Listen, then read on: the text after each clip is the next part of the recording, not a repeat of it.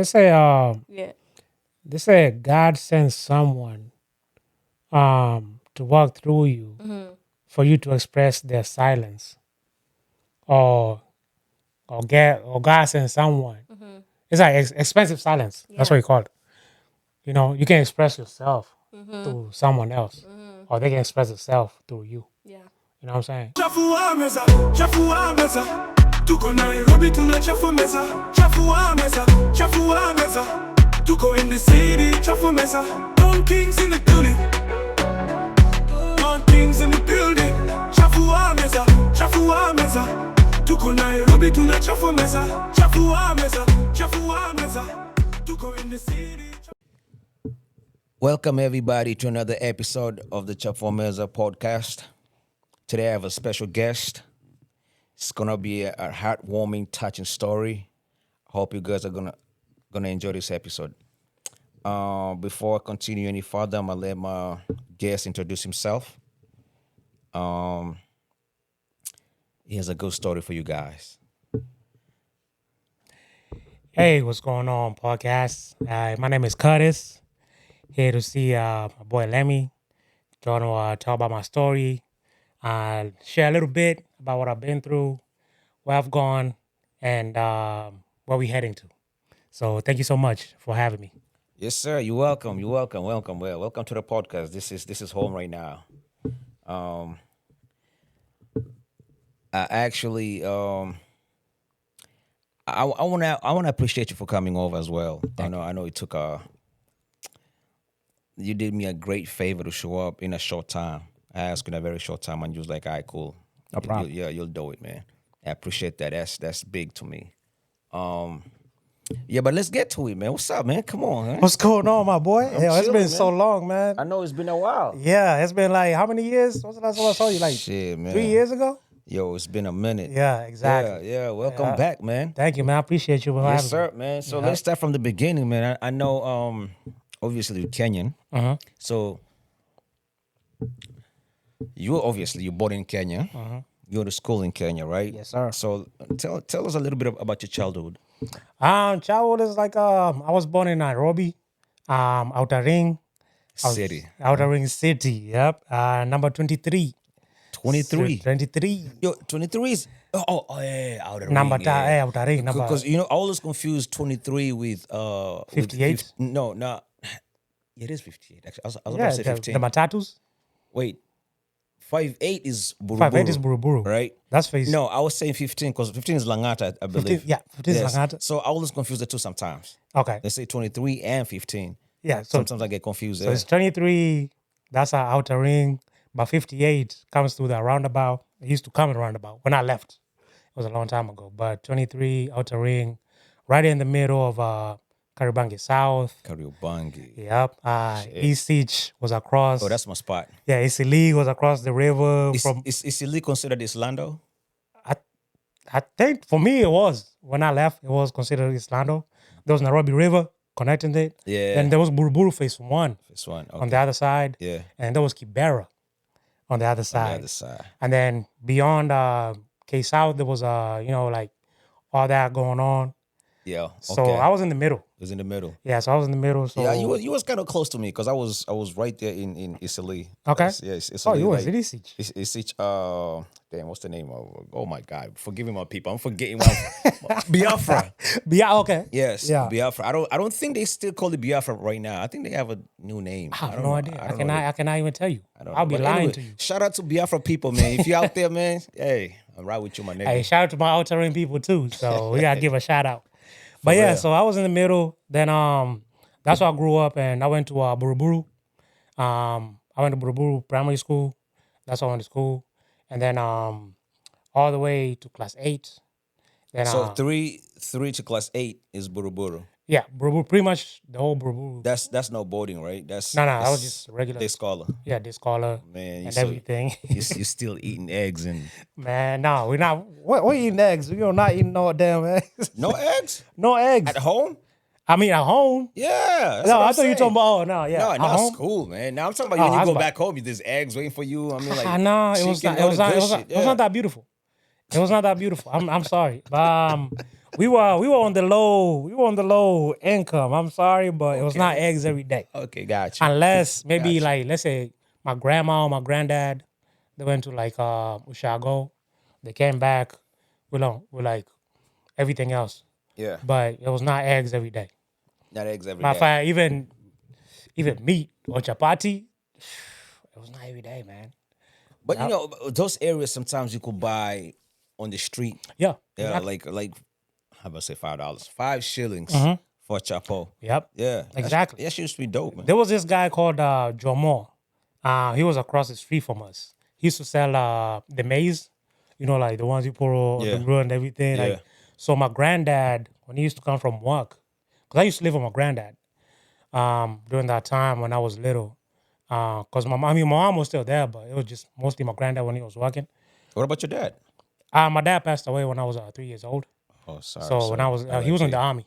Okay. So he passed In away. Kenya? Yeah, in Kenya, he was in the Oh, army. okay. So Rest he in got peace. sick and then he passed away. So it was mostly my mom who raised me and my granddad and my whole family. Okay. So it was my mom. My mom is a twin. So it's my mom and my aunts and my other two aunts. Your mom was a twin. My mom was a twin. So when the moment you realized your mom or you noticed your mom not coming up as a baby, now you can see, okay, this is my mom. Did you ever confuse your mom with your auntie? Absolutely. Absolutely, my boy. It was so confusing because they look the same. Yeah. But I called everybody mom because all of us, we grew up in the same house in Outer Ring. Yeah. So all of us grew up in the same house. So everybody was thinking, I was the first baby. Oh, you're the firstborn. Yeah, I was the first born in the house Okay. because even my older aunts, they have no baby. So I was the first one in the family, like the baby. Oh shit. Yeah. So I was, Are you the only child? I'm the only child. So I was getting nurtured. But you might say, "Oh, you was spoiled." Yeah, No, of course. I mean, Oh, you were spoiled. no, I was not spoiled. I You mean, were I was spoiled. spoiled You when know- I was little. See, think about this. If you're the first child, right? You're the one who get that. Absolutely. I mean, absolutely. I'm sorry, but absolutely. I mean, that was true. So it was mostly my aunts and my two uncles. So when I was little, that's when everybody started leaving the country. Like they getting better opportunities to go to school in different countries. So my aunt, one of my aunts, one of my favorite aunts. I'm sorry, I love y'all, my aunts, but one of my favorite aunts, she went to the UK to study, and one of my uncles went to the UK too to study. One of my other uncle went to India. So everybody was going different places for studies, universities, unis, and all that. So it was mostly me, my mom, and my other aunt, the twin. So who was in the house, and my grandparents. Your grandparent. Yeah, and my grandparents. So we were just us together and everything. So after that, we kept on going on with life. Yeah. Yeah. Then finally, my mom decided, you know what? It's time for me to go to the UK to further my studies. Wait. You're moving too fast now, my guy. Okay. Hold up. Sorry. Hold up. So, okay, let's back up for a second. All right. So, class 3 to class 8, this is Buru Buru, It's Buruburu. right? This is a day scholar. Yeah. You go to school in the morning, you come back home. Yep. How was school at that time? School was dope? School was dope. Yeah. School was beautiful. Yeah. But I was getting in so much trouble. So much trouble in school. Yeah, Hard-headed. Hard-headed. Because I had the wrong friends. Oh. Because you can imagine, I'm in the middle of everything going on. And when you go to school, you get along with like the wrong friends. And Whoa. so I was definitely getting suspended. I'm not gonna lie to you. Already When I was as soon as I got I think my first suspension when I was in class 4th grade. damn, Yeah. 4th grade? Yeah. I was already getting in trouble. Ah, nigga. Yeah, because fighting. I'm sorry, but it was fighting and all. But But listen, when my granddad showed up, I had to make sure I was Straight belt. straight belt. Whooping, huh? Yeah. So the beautiful thing that pulled me back to straight was Buruburu built a swimming pool. Okay. They built a swimming pool Okay. For the community, right? for the school. oh, for the school. For the school, yeah. They Buruburu built for the school. They built a swimming pool. So I was happy with that. Okay. So I was good in swimming because my aunt told me, she taught me when I was little. Okay. So now I'm out here. I'm like, okay. How deep was the swimming pool? 12 feet? There was 12 feet. There was a baby pool, and there was like 12 feet, and it goes up and Yeah, everything. yeah. Yeah. So that gave me an opportunity to stay out of trouble. Okay. Keep on swimming and concentrate on something. Okay. So we were always in like competitions with like different schools, like Nairobi River, like all the different schools that were around in East Light. Yeah. Yeah, so we were doing good. We were in competitions. So I remember my first accomplishment was when I came in second place in the breaststroke In swimming. in swimming. Dude. That was like, it was my aunt. I remember it was my aunt and my mom. They had these big cameras holding them next to me. Recording you at that time. They cheering me on. I was like, you know what? I think I got a purpose here. Yeah. Swimming is it. Yeah. So that's what I kept doing. Like every time we close school, I go swimming. I stay out of trouble. Cause I had like my friends in Kibera and everything. I would go hang out with them. That's when trouble started. I stay out late. It's Key Beach, man. Oh, Kibich, man. I Beach, mean, man. that's how the trouble started. Of course. And then I'm out here trying to find like maybe 10 shillings or 5 shillings to go like play PS games and all that. Well, did you ever rob anybody in Kibera? No. Nah, come on. Nah, man. I didn't rob nobody in the Nobody? Kibera. Nah. Okay, at least you stole from someone's house. Stole or from a something. few shops, man. But Oh, shops, huh? shops. What'd you man, get? Some bread? Yeah, man. We were trying to get bread, like play PlayStation or get some French fries. Like cheapo. Chips. Yeah, chips. Yeah. Yeah, get some chips and everything. So, I mean, we did whatever we had to do to get by. Yeah. But, the parents don't know this. Obviously. I mean, the parents don't know this. Folks don't know what's going on, but this is the thing we're going through. And then that's the time Mongiki started. Yep, when we were little. So I was in class, I was in class 6. 6th grade when Sixth Gigi grade. came in. Yeah, that was 1990. Yeah, 1997 right there, 1996. I'm pretty sure. So Mungiki like was on the edge right there. So that's when it started like getting serious. So I remember like my grandparents used to be like, just make sure you're at the house at 7 o'clock before the lights come on. But I'm a little kid. I mean, I Of don't course, care. yeah. Why would you listen? Why would I listen? Yeah. I got my little friends down the street. Yeah, you We out gotta here go playing play. around, Hell yeah. And things like we just played like soccer. Of course. Yeah, in the middle of we playing soccer from 7 to 7. That's what we do, yeah. Yeah, so we playing soccer from 7 to 7, but we not listening. So I remember the one time I saw an incident. We were running late, and they had told us like, "Yo, y'all gotta be home at this certain time," but we wasn't listening. So I remember we were trying to run back home, but we were not even near the house. We were in Barufis 1, trying to run back to the neighborhood. Oh. So we running back, and then outer ring there was, I think it's different now. There was a street near my house. I used to live like by the stage. There used to be like kiosks or kibandas, you know how they call them, right? Yeah, right there Yeah. by my house. Yeah. They used to set them up. So when we coming down, we see them coming. So we see them coming, like they're coming down like a big street. So it sounds like Mandamano. Yeah, but yeah, Yeah. you know what I'm saying? Like Yeah, they deep. Yeah. Everybody's already in the house. It's like a wide street. So he's, first of all, one of my boys, his name was, one of my boys used to stay down the street. He got to go to his house. But we're like, nah, you can't make it. Just go to my house. Yeah. So we go to my house. They come through. Because we used to have like, the house is building, but we used to have that little fence on the outside. Yeah. So they come through. They making all kinds of noises. They got their machetes and everything. Oh, shit. So they're trying to go to town. Yeah. They used to go that little roundabout over there. So I remember they called somebody outside. I think that was my first incident.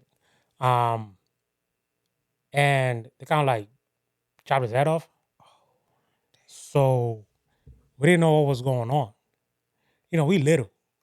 So we don't know, like, we didn't know how serious this was because we keep hearing warnings. Like, yo, don't go outside. Don't do this. Don't do that. Yeah. But we don't pay attention. Yeah. So I saw, you hear that. That's what happened. So we trying to open the door so I can get my boy to go to his house. So I open the door so my boy can run. Like we see homeboy like down there on the street. We like, Your homeboy? No. We see the dude. Okay. The, I'm about to say no, they not got my him. homeboy. Oh shit. No, I'm about to not say, my homeboy. As soon as you open the door, they got him. Like, oh damn. Nah, they're already gone at this point. Okay. Yeah, because the noise already calmed down. Okay. So they already left. All right. So we see the body. We're like, oh snap! Yeah. I'm like, this is real. Yeah. Then after that, we're like, okay, now we just gotta be careful. Yeah, guys to. Yeah. So we keep on going on in life. Maybe a week later, there was this is just out there. So I got a sequel going on, so I can tell you where this is going. You know what I'm saying? Okay. Where this is going in my future. Okay. So later on, maybe like let's say like 2 weeks later, there was a thief who broke around the neighborhood. You know, 2 thieves actually came through, breaking back of houses, stealing just pegs and clothes, pegs and clothes and hangers. Hey, make that make sense. Yeah. So he's out here stealing, but you know how back in Kenya we don't believe like calling cops or whatever. Mob justice. Mob justice. Yes, sir. That's when I saw about real like mob justice. Oh, I can imagine. And now I'm little at this point. I can imagine. You know what I'm saying? Yes, so sir, 'cause you see something like that. I did one of those actually. I participated in one of those. Mm-hmm. Yeah, I happened to. There was a thief also who got caught up in our neighborhood, and they called us, the little kids. Yeah. They could come over here and just whoop his ass. It's like, shit, nigga, this is our time to Exactly. practice our kung fu type of shit. Who? See, that's the thing. That's what they like parents they call you outside. They're like, see, Yeah, this what happens. Exactly. It's like a hard lesson. yeah, yeah. You know what I'm saying? But you don't want to see that. So when you're little, because it might catch up to you sometimes. So anyway, I see that. So and now everything becomes normal. I already seen all this stuff going on in my life. I already seen everything going on. So I'm like, you know what? Let's just keep going on with life. So anyway, we're going on school. Keep going. We finished primary grade. school. 8th grade. Yeah, 8th grade is the best time of life. of course, You know what? of course. Yeah, KCSCs. Yes. We're going through it. No. That's not KCSC. That's KCPE. KCPE. Oh, Yeah. KCPE. I'm KCPE sorry. at that time. Yes. KCPE at that time. Uh-huh. So we're going through that. And then that's when they divided the classes. It's 8A, 8B, 8C. If you're in 8C, my boy, you're not doing good. If you're in 8B, you're in the middle. If you're in 8A, okay, you're doing good. Yo, that's not fair, man. No, I'm just saying, that's what they put us. I know, but Yeah. I'm saying That was not like, fair at yeah, all. it's not, because now it's making the students feel stupid. I mean, Exactly, bro. yeah, like like, that was that's- so messed up. yeah, that's not fair, man. And then It's you not remember like fair. the assembly lines? And then they start calling names. I'm like, come on, man. Oh, they call from number one to number Yeah, last, number right? one to like the Yeah, last person in yeah, line. I remember that shit. Then you yeah. looking at everybody like, Yeah. see, this is my day when I was this back in the 90s and all that. So they do all that, and then for me, I was in the middle. I was in 8B. I was just enjoying life at this point. Okay. I was just getting by. So after that, I get called to Tala. That's why I went to high school. Tala? Tala. That's in Nairobi still? No, that's in Tala. That's in Machakos district. I was about to say, man. I was in That's- Tallahassee, that's- yeah. That's not Nairobi. No, man. that's not Nairobi. Hey, I never heard of a school named Tala in Nairobi, man. No. I was not in Nairobi. So I went to Tala. No, it's actually called Tala Academy. It was called Tala Academy. But if you think Tala Academy, they say it was a private school. Okay. It wasn't, Oh, it wasn't? my friend. It wasn't. I thought I was going to live the life, enjoy the lifestyle and everything. Yeah. Nothing. Regular shit. Regular shit. I'm talking about uji, the white porridge in the Yeah. morning. Yeah. I'm talking about Oh, githeri. so this was a boarding school. Now this is a boarding school. Oh, now They got welcome to real shit. Yeah. Now welcome to bullshit. Like, Okay. this is like a regular boarding school. Okay. But this thing got day scholars. Oh, it's mixed. It's mixed. So we got day scholars coming in, Yeah. and we still got boarding school Yeah. at the same time. So that's what they sent me. So anyway, it's near. I'm Kamba, so I'm already home.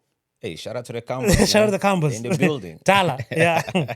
So I'm already home. Yeah. I'm good. Yeah. You know what I'm saying? So as soon as I show up, I'm a freshman. Monolization, mono. Of course. You know what I mean? Yeah, that yeah. freshman Bully, hazing. Yeah, what bully they shit. call it? Freshman hazing. Yes. Yeah. So as soon as I pull up, guess who's a senior? My cousin. He's a day scholar. Ah, damn, he has to go home. He has to go home. But I had an advantage though. He was a rugby player. Ah, So homeboy could nobody. Yeah, he was. Nobody gonna mess with him. Yeah, Okay. nobody gonna mess with him. He was one of the captains. Okay. So as soon as I show up, he's the one who greets me at the door, puts my suitcase in and everything. The first day, he sends me to the dorm room of the senior class, the Form 4s. First of all, I'm more like a freshman cannot go in the senior dorm room. You already know that. Yeah. I'm in there. I go in. I'm like, okay. I already know the rules. I already read the rules and everything. So he sends me in there. I sit down in somebody's bed. I think, I don't remember his name. His name was George. I sit in, yeah, I remember his name. His name was George. I sit in his bed. He comes through. And so he was like, Mono, why you sitting in my bed? Yeah. Then I looked at him. Oh shit. So I'm like, you know what? So I just stood up out of Yeah. respect. I just stood Of up, course. Yeah. trying to move. Just Yeah. just stood up. Yeah. Let him have Yeah, it. just let him have it. Yeah. Then my cousin stands up. He's like, "Who are you talking to?" Yeah. He's like, "No, Mono's not supposed to be here." But I just left. I don't know what my cousin said after that. Next day, it was respect. Hey, George. George I know you probably some out there washing dishes right now, man. probably cooking ugali somewhere. Hey, I hope you're all right, man. But yeah, man. So after that, I mean, everybody was cool, and I'm not gonna lie, that was the best times of my life in Tala Academy. Because when I realized in Form 1 was okay, moralization was actually real. Because you hear this stuff, moral hazing and all that. Because you see, like I was seeing like kids boxes getting broken into, clothes stolen So- from the lines. Yeah, of course, yeah. Yeah. Yeah. And all that. And then our toilet was so messed up. There was like a hole. You gotta take a whole uniform off. I'm so sorry to bash my school, but I'm just sorry. It's the truth. Hey, this is true though. the You gotta take truth. a whole uniform off just to use the bathroom. Yes, it's the truth. I know when that happened to me, the bullying shit, because this was the first time I had gone to a school that's mixed as well, both genders. We have females and the boys, the girls and the boys. And of course, we have day scholars and, of course, boarders. So I come to this school. Of course, I'm a rookie now. I'm looking at everybody. I'm like, all right, cool, man. I know at some point the bullying has to happen. I'm just waiting for it to happen. And then this one time, this one dude walked up into our class, and he was like, "Yo, so who's the new guy?" Of course, it's me. But I didn't say shit. I was like, whatever, man. I'm not gonna say it's me. Yeah, you gotta look for me. It's like, yo, I know there's someone who just came in today. Like, who's the new guy? You better show yourself. Like, I'm not showing myself. So he kept looking around. The only way he knew it was me because I had a blazer. Remember, rookies is no blazers. You're in a blazer. I'm rocking a blazer. Oh, Like, yo, what? this kid right here, man. Yeah. First of all, you got a blazer on. You're not supposed to have that as a Form 1. Secondly, I've never seen you before. Who are you? What am I supposed to say? I think you don't. Of course, you never seen me before. So even if I say my name, it makes no difference. You don't know me. Exactly. Yeah. Then he was like, "Yo, give me a hug." Then Give you a hug. yeah, it's like, "Yo, hug me the way you hug your girlfriend." I'm like, I just came from a all boys school. There was no hugging or nothing. I don't know. How do you do that? It's like, yo, what the fuck is this? Yeah. Yeah, but yeah, that's how they found out. Like, I'm different. I'm not the regular kid. You can just bully me. Like, I'm Exactly. like, the only reason because I was ready for that. When I was coming to school, I knew that was gonna happen, so I was waiting for it. And in my mind, I was like, this is it. Like, you try to tell me giving you a hug, talking shit to me, that's bullying. Get out of here. Yeah, we couldn't do this all day, man. What else? This is it.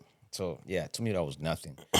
But I know other people had different experiences. I'm not saying it's nothing. Yeah, actually, yeah. It got worse. I saw some people going through it, but you cannot intervene. But for me, it's not like I said my cousin had me, but it was like I already knew what your intention was. And then naturally, the best thing was like next to us was a school called Kangundo Girls. It was a private school. So that's the sister school. That's a sister school. Yeah. But like, I'm talking about they were like the rich. That's what the rich went to.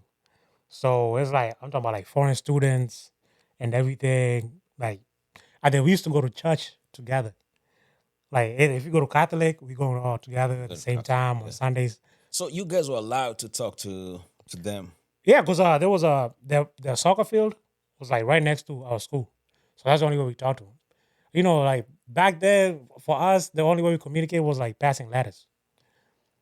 That was the only way. I mean, my friend, I'm talking about I was a connoisseur when it came to writing letters, my friend.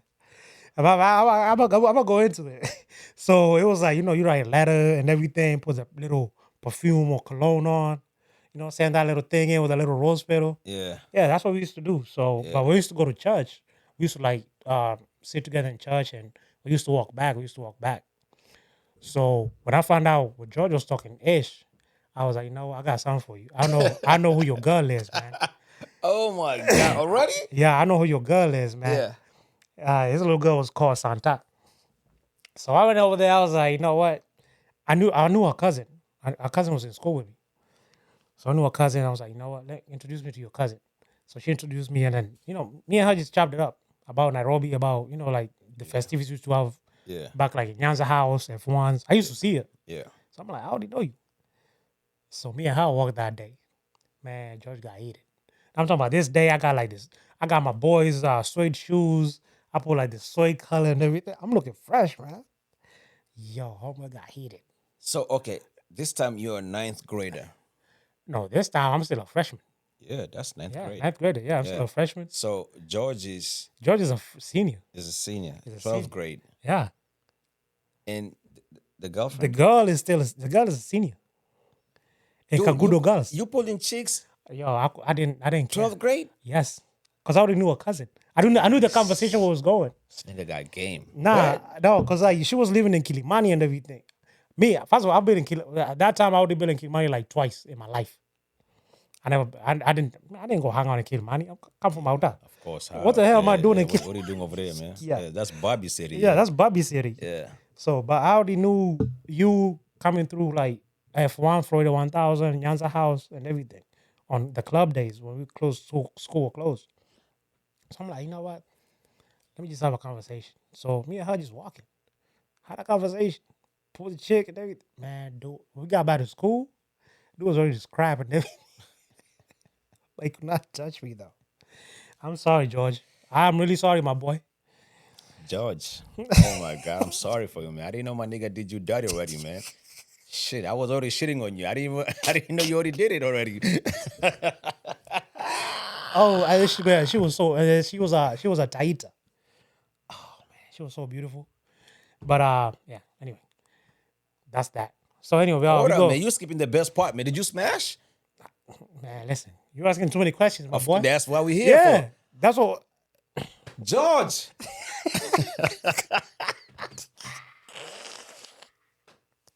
Yeah, I hope this man knows.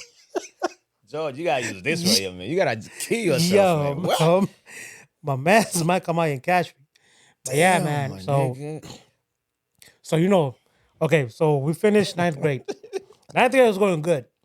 So December comes through. Life is going good. Then we go to this festival. It was like a music festival. Like you remember like the raves back then, back home, and everything. So we make it all the way to KICC. Like we were going through Nyanza, Machakos County. We talking about Kisumu, everywhere, just music and everything. And then we just enjoying life. We make it all the way to KICC. We come in second place. Then I see my family and everything. We just enjoying life at this point. Yeah. So I'm just living the life. At this point, I'm not even thinking about nothing. At this point, my mom is already here in America. She already like flew down here. So she came to America and she left too with your auntie She left me with my auntie and your and grandparents. my grandparents. Okay. Yes, she's already here. So December goes by. I go first semester for 10th grade.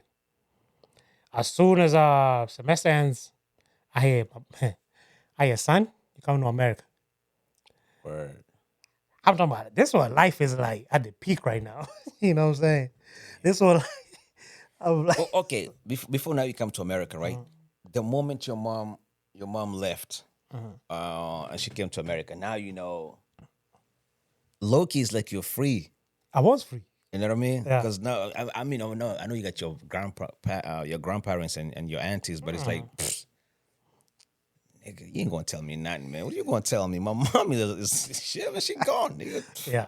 So, I'm pretty sure at that time you was Yeah, because at that time, I was free, you know, because bad. like I was free, because you know, grandparents they're in at the country. My aunt, she's busy. Obviously, she's got her own thing going on and all that. So I'm like, I'm free. Yeah. Then I'm in boarding school, and if I come back home, I got that freedom. I get to chill with my boys. We get to go out. We do everything. Okay. So now I established myself as a freshman. Now as a sophomore. Oh, now we about to tear the whole school up. And then, I mean, I'm still studying. Don't get it twisted. But my studies is not there yet. I'm still enjoying life because now I'm free. So when I get that call, it's like, yo, you got your visa. You come to America. Oh. I'm like, crap. Because like, I left my suitcase, my mattress, and everything in boarding school. Yeah. Because I thought I was coming back. Because nobody gave me the heads up. You get your stuff ready. Like, they got my stuff, like all my stuff is packed up, like everything. They're like, you know what, we going. I'm like, okay. So when I came here, it was in April. No, it was in May when I landed. 2006. I was 16 years old. So I came down here, landed. Then I saw my mom. We moved to a new apartment because she was just moving as soon as I got here. Moved in, me and my grandparents. So, you know, enjoyed the little summer. Then finally got enrolled in high school, in Nightdale High School. That's where I got enrolled at. So that's why I started school. When I say it was different, my man, it was different. Wait. I know. I'm just. I want to back up a little bit. I know you say they told you, "Hey, you're going to America," and boy, you went crazy, right? But in my mind, I'm trying to imagine the moment your mom left. You was running the streets. I know you was around the bad kids. I know your parents, your grandparents could not tell you nothing. Like you was the guy. I'm like, come on, man. I don't think I was the guy. I mean, in your mind, you was the guy. In my mind, I was the guy. Yeah. But in my mom's mind, she saw a kid who was going down the wrong path. I think that's what she saw. Okay. That's what she was like, you know what? I think it's time for him To come over to here. come over here, get out where he is at. Because first of all, I'm already getting in trouble in school, and let's say in middle school, I'm already in my third suspension. Like I'm going through and it's mostly fights. It's not nothing like something simple or anything. So at that time, what was making you fight? I don't know. I was just angry, man. At what? What was I don't making you know. angry? I don't know what was making me angry, but it's just like you talk crap, it's over. It's over. You just fighting. We just fight. But you know that anger has to come from somewhere. It was coming from somewhere, but I didn't know what it was. I think it was just being I think protective. I don't know protective over what, but it's like what you see in the streets. So you're like, okay, this is what I'm seeing. So let's say somebody approaches me. You know, you gotta confront them. Yeah. Because what I'm seeing is okay. Let's say I see violence, and I'm seeing all this. I don't see nothing positive. Yeah. I mean, I just see positive in my family, but I don't see positive out here in the streets. You know what I'm saying? Yeah. So I think for me that was my only problem.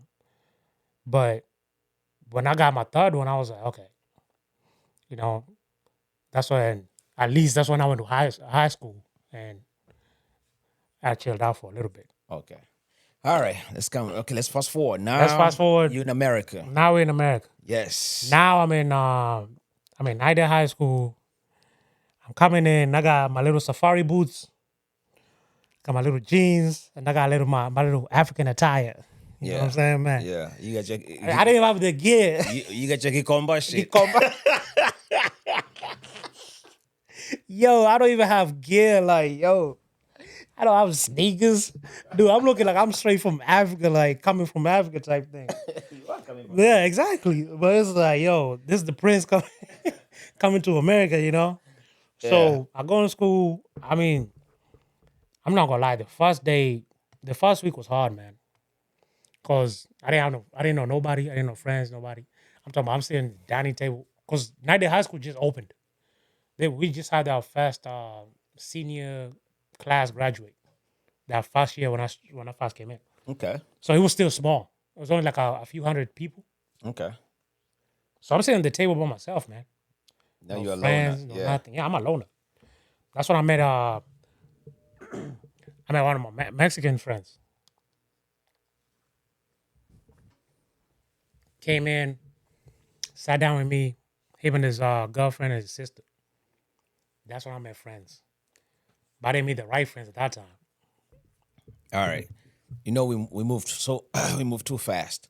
When you came to America, right? Your first day of school, because I know at this point everything's completely different. You don't know anything. You probably don't even understand the American English. Know what I mean?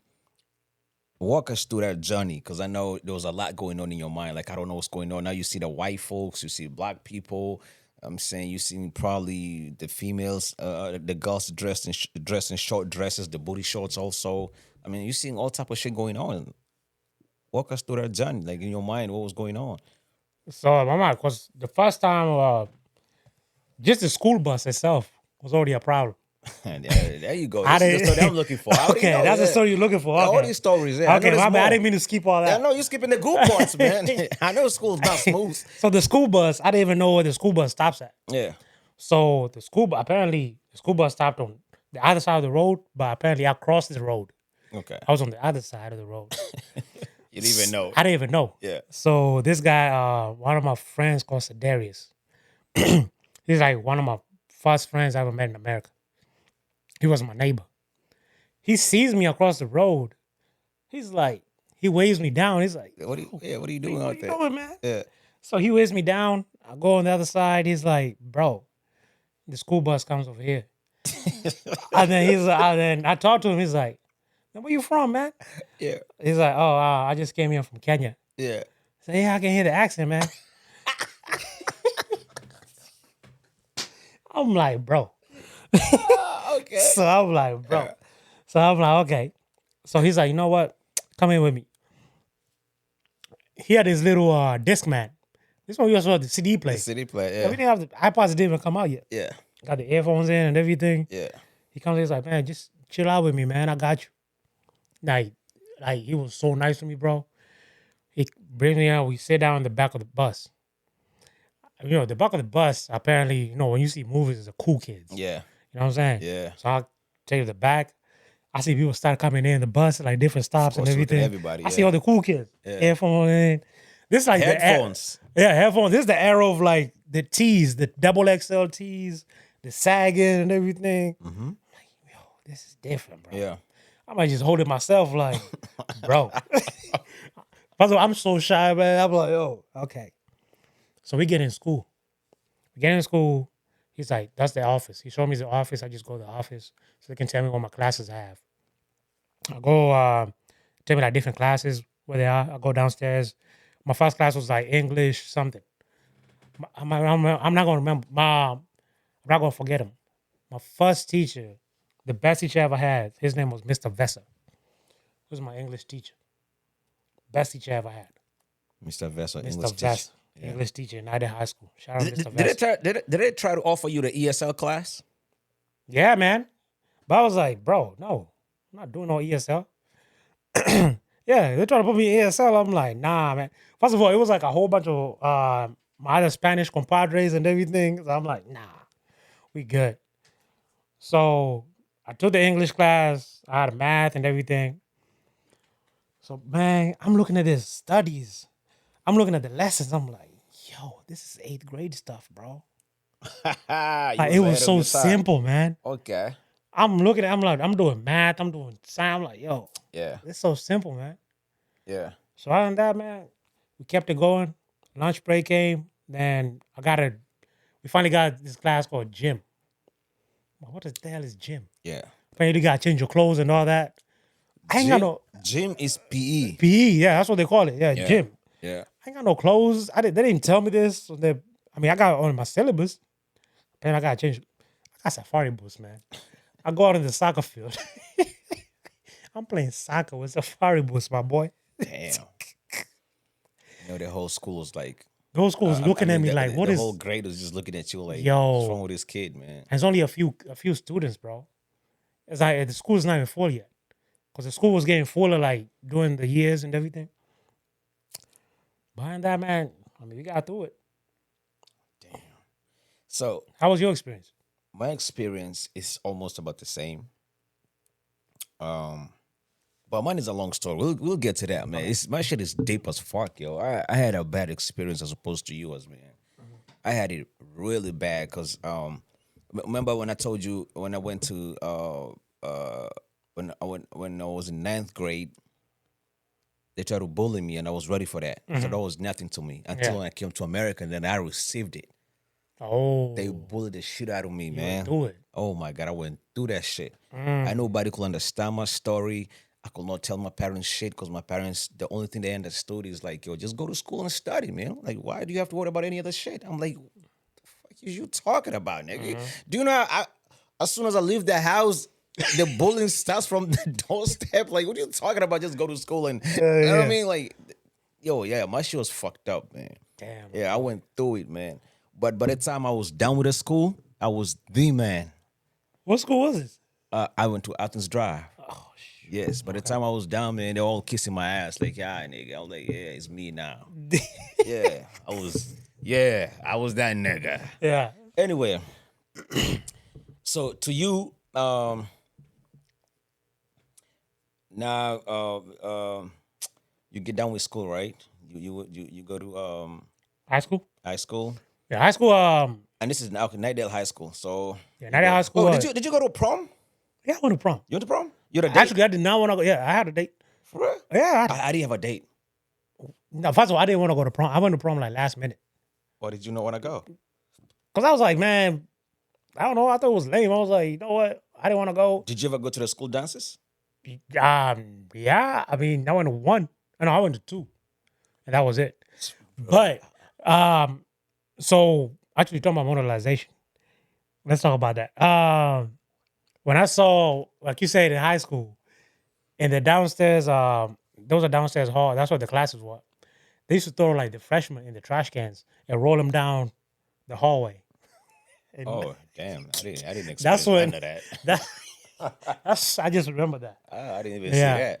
Yeah, they used to do that like in high school. So I know exactly what you're talking about. But yeah, so keep forward everything. That's when I first my first Kenyan in Nightingale High School, but she was graduating. And so Damn, a female? yeah, female too. And she was graduating. So she was like, you know what, just take care of yourself. You're gonna be all right and everything. We became like close friends and everything.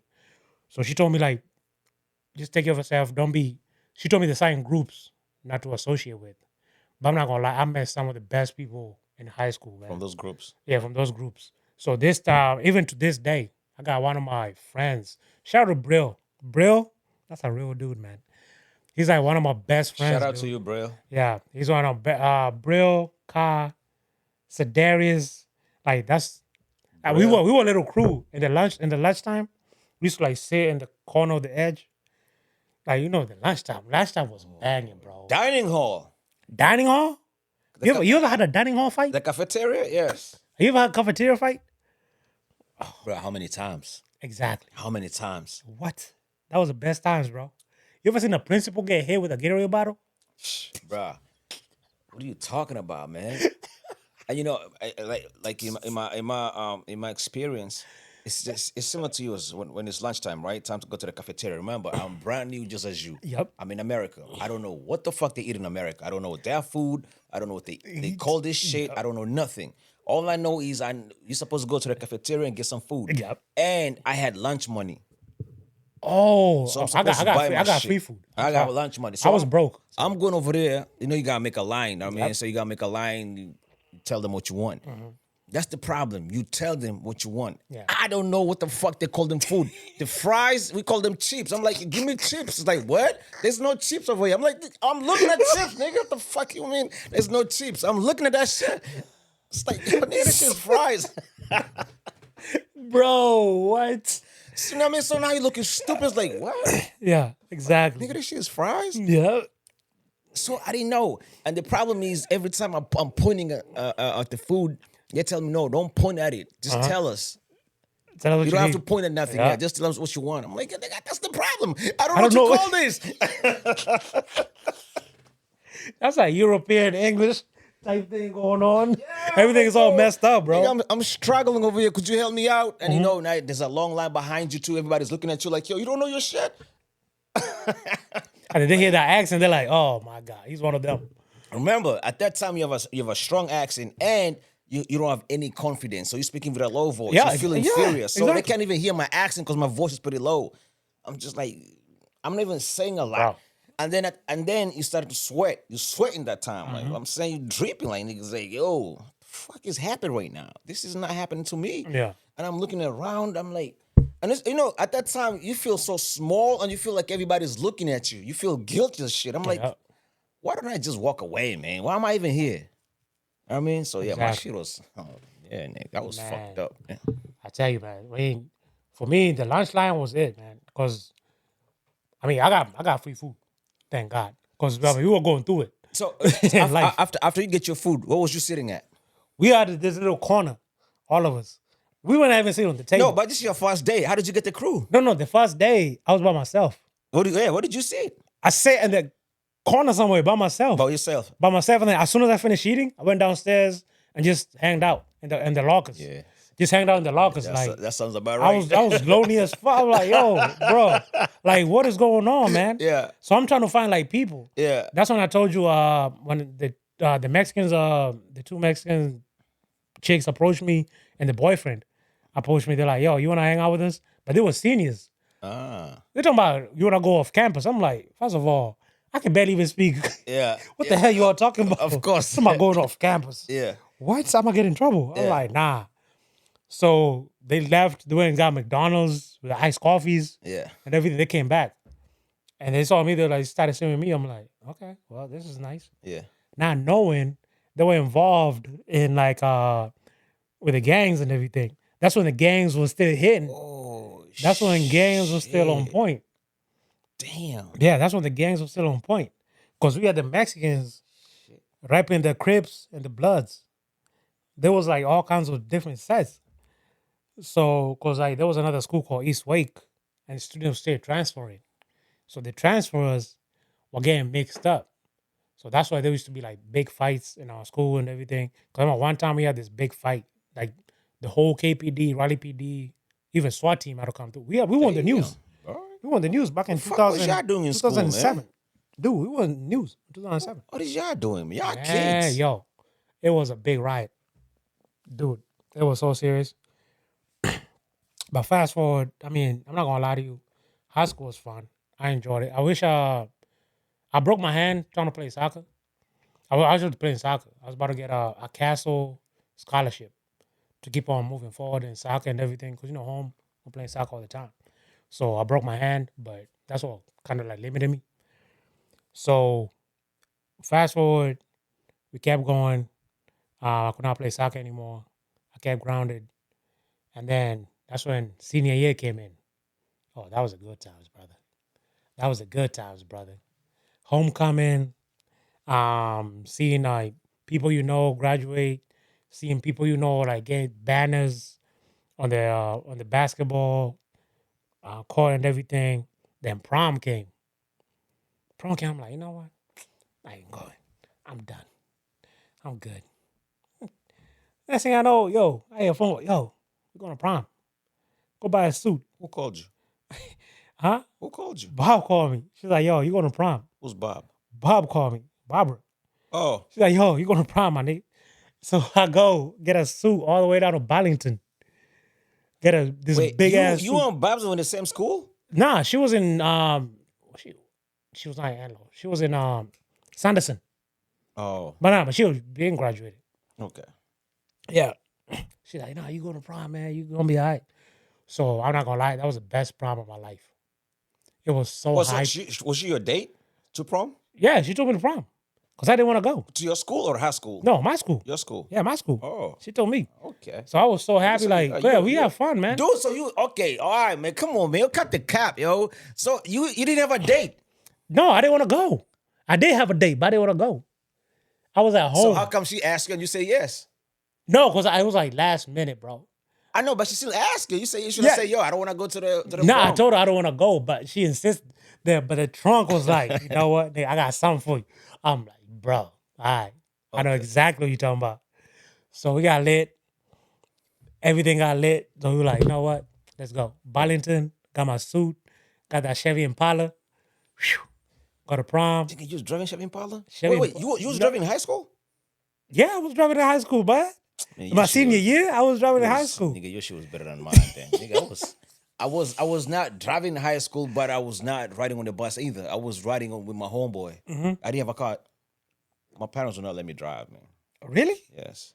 Man, that was the best I didn't time. drive, but still, I was not on the yellow bus. I know that's right, bro. Nah, man. Yo, when they get like, when I got a junior year, I was like, okay, we can't do this no more. Because my boy, Sedarius, he already got a car. He had this Toyota Corolla, a 1996. And then he was pushing, man, I'm talking about a young Jeezy bumping, Lil Wayne, like the old school days. Yeah. I'm talking about the life. Yeah. That was it. Then I got my Oldsmobile for the first time. I was pushing that. Man, my prom, pulled up with the Chevy Impala.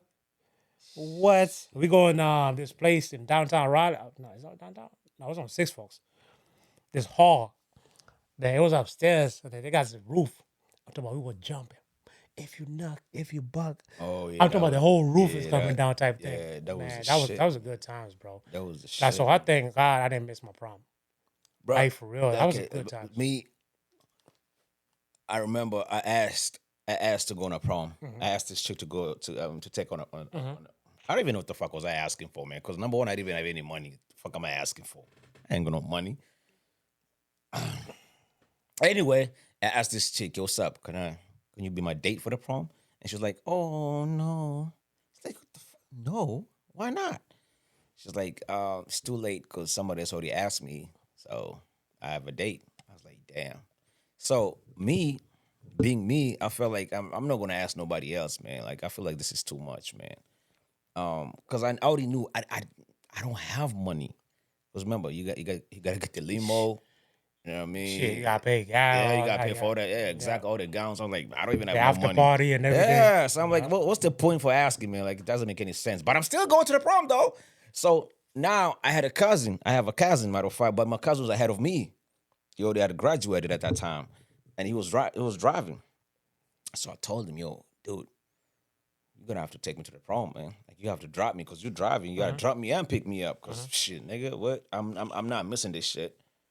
So I get like I told you, I had no money, but at that time I knew my uncle, and you know, like you say, at that time the swag was the baggy pants, everything was baggy big. So I went to my uncle's closet. He had this big ass suit that was sitting right there. In my mind, I was like, nigga, this is it. Yeah. This is exactly what I need. Exactly. That shit was like 10 times my size. Yeah, that's exactly the swag, my boy. Yeah, so Yeah. I took that shit. Yeah. And then I rocked it. My cousin took me to the prom. Remember again, I'm like, fuck, man, I'm coming dolo. I don't have a date. So in my mind, I'm like, I'm gonna be the joke of the prom. Everybody gonna be on my ass laughing at me. Boy, let me tell you, when I got in there, and I noticed that there was so many females with no dates, Exactly. and they all were trying to dance with me, because I was like probably the only dude that came dolo. Oh my God. When we was in the bathroom, all the dudes were like, yo, I wish I was you. I wish I knew I could have done the same exact thing you did. I'm like, Exactly. how the fuck did I went from being the loser to being the top nigga? My like, boy. they want to be like me right now. Because I'm dancing with every chick on the floor. Nobody's my chick, so nobody's feeling guilty. Exactly. Nigga, I'm like, yo, I got next over here too. Woo, woo. And you see, everybody else can do the same shit because they have dates. It's going to be a problem for them. So they just keep looking at me like, damn, nigga, I wish I was you. I'm Like, nah, man. I'm thinking I'm me. That's what I'm trying to tell you, man. You gotta just show up, man. You never know. The opportunity might should just Oh show up. yeah, it was super dope, man. Exactly. It was super dope. Anyway, so you graduated. Yeah, graduated. Went to I didn't take a break. So went to straight away tech. Went straight away tech.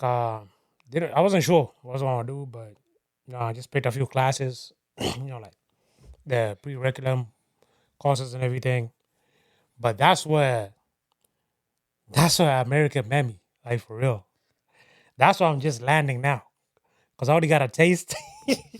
Now, So now we doing school. you was a boy. Now you're becoming a man. Now we becoming a man. Yeah, But because now I got freedom, now I got a car, yeah, now I got school, yeah, now I can do whatever I want. You know what I'm saying? yeah. Yeah. So we doing all this. So Wake Tech was good, man. I loved it. Skipping school, doing whatever we want to do. But we still doing classes. Don't get it twisted. Yeah. And then sometimes you see like your old high school buddies. So you will see like one of your high school buddies who's not even in that school walking down the hallways. What are you doing? What? Oh yeah, Like- yeah. Wake Tech was like that. Yeah, Yeah, well, like that's like the first Wake Tech before like that's the second one. Yeah. Before they open all these other ones. yeah. Like, what are you doing, man? Main campus. Yeah, Yeah, main campus. Yeah. And I was the one by the hill. So we were living the life. So I mean, I kept doing 2 years and everything. I was living out Wolf Creek, enjoying the life and all that. My life was good, man. But I didn't finish, so I wish I did. Actually, What was your major? my major was I was trying to do radiology, which I still am. I'm still gonna finish it. But my first major was accounting. Accounting. So I went to accounting straight. That's the thing about it. Like most Kenyans, when they come over here, that's the class they'll probably pick on their own. They'll do business and accounting, and then as they get introduced to other Kenyans, they move on to nursing. That's why you see most Kenyans end up doing the Yeah. same thing. Like it's like 90% That's true. they're all nurses. I mean, RNs, BSN, RNs, BSNs. nurse practitioner, all that good stuff, man. Yeah, because accounting, they say it's not math, but that's math. So, I mean, we went into accounting. And the thing is, like, guess what we're accounting with? One of my best friends, Sedarius. Darius? Sedarius. That's like Sedarius. the friend who told me, get on the bus. Oh, Stop going from that side. Now you met him again. Me and him, we've been neighbors. So Oh, me and you- him still, okay. we've been best No, friends. no, since but this I'm saying you met him again now after Yeah. school. Yeah, after school, we went to Yeah. the same school. Yeah, into the same Then we went to school same class. Damn. So we're doing introduction to accounting 101 or something like that. But the thing is, like, we were not paying attention. We were just starting to enjoy life. We out here looking at ducks outside. Looking at ducks. But things like we put attention, but my man, like, I'm not gonna lie, it was just an experience just to try. But I think for us, it was like you gotta take a break to actually realize what you need to do in life. You know what I'm saying? Yeah. Just take like a little break just to find out what's good for your path. I mean, if you ready for it, do it. But if you're not ready for it, Yeah, don't do it. don't do it. Yeah, don't do it. I completely agree with you. So I know I already know that was a bad combination. Like you and him in class. Yeah, there's nothing. There's no learning in it. It's just waste of time. So you end up staying in school for like a year, Year and a half, yeah. a year and a half in Wake Tech. Then you dropped out. Mhm. Went look for a job. Yep. At that time, what did your mama say? Because you dropped out. Mama said, either you work or you go to school. You got no other option. Because we didn't come out to be just out here chilling. So found a job. We out here hustling at this point. I'm out here doing, at this point I was doing landscaping. So I'm doing landscaping. I started learning from the ground up, cutting grass, putting down sod and everything. So then after that, I started like escalating. So with the machines, doing bobcats, driving tractors, like delivering. I'm talking about like driving like trailers, driving trucks and all that. So do that for a few years. So the money's good. Then I have my daughter. Then that's where life actually gets real. 2016. And my nigga say, even if I'm Yo, when you get a kid, it's like even if I'm driving tractors, man, I must still be. my boy. Somebody gotta take this D. My boy. So I got my kid, and life got real. Okay. So now it's like, okay, Would you have a daughter? yeah, I got a daughter. Okay. So this is a purpose now in life. We're not playing no more. We're not. I mean, I wasn't even playing. Like I was serious about life. So when I got, you was living life at that time. I was living life. You know, like life is simple. I mean, I'm out here doing whatever I want. You know, life is simple. But when you get a daughter, it's like that's when you realize, okay, now we got a purpose in life. Now we got a seed in this life. So I buckled down. I was like, okay, let me get my life together. Then after that, life caught up with me for my past. Then I went away for almost a year. I'm not gonna say what it was, but I went away for a year. So I got locked up for a whole year, got out. Then my daughter was already at this point she was already a year and a half. Wait a minute. You went to prison or you was in jail? I was in prison. Nigga, hold up, man, nigga. You moving too fast right now. We're not just gonna bypass that shit, nigga. Like, yo, tell us. In 2017, 2017. My daughter got born in 2016. 2017, I was gone for a whole year. I got locked up. You was in Raleigh prison? I was in Atlanta. Oh, they threw you in Atlanta. Yeah, they threw me in Atlanta. So I was in there for a year. Most of the time they throw you out there is immigration. Nah, it was not immigration. It was a whole other case down there. So I was dealing with some other shit. Bro, so what is it like in prison? Nah, fine. But you just gotta keep an eye on yourself. I mean, I had a whole little crew. Hold up, my nigga. So, okay, this is you. I'm trying to picture you coming in. Like, you got the chains. You in that bus. Like, your mind is like, damn, nigga, what the fuck is going to happen in there? Because you already know you got a year in there. So, before you got there, what are you thinking? What's in your mind? I was thinking it was my daughter. Like, what am I doing? Because, like, I just got this new baby. Yeah. In my life. A newborn. Now, first of all, I'm thinking, like, okay, what am I telling, like, my baby moms? At this point, I mean, we were together. She's American, right? Yeah, she's American. Yeah, she's American. So what am I gonna tell my baby moms? You know what I'm saying? So I'm thinking all this, and then my family, like you just came out here just to do the same dumb old stuff you were doing back at home. Yeah. But that was not even it. It was just a mistake I made, and shit caught up. You know what I'm saying? Yeah. So that's what I'm thinking in my mind. So I get in there in Atlanta. I get locked up. So I'm doing my time. I'm thinking everything. Your first day walking in, they open the gate. First day walking in, walking the gates. You know that shit. Like, I mean, let me let me try to run you up. Let me try to walk you in because you're not saying nothing, man. You're just holding back on us. You walking in, right? I'm of course you got the orange gown type shit, right? Uh-huh. You got the chains on you. You walk in, they open the gate. Probably people yelling from all over. Yeah, rookie. I don't know what the fuck they saying, whatever. But they say something. They always yelling, saying something. I don't know. Yeah, I've never been locked up. I'm just saying what we see in movies. But okay. I'm gonna go back a little bit. I didn't even share this. I'm gonna share this right now. '08 was my first lockup in Raleigh downtown.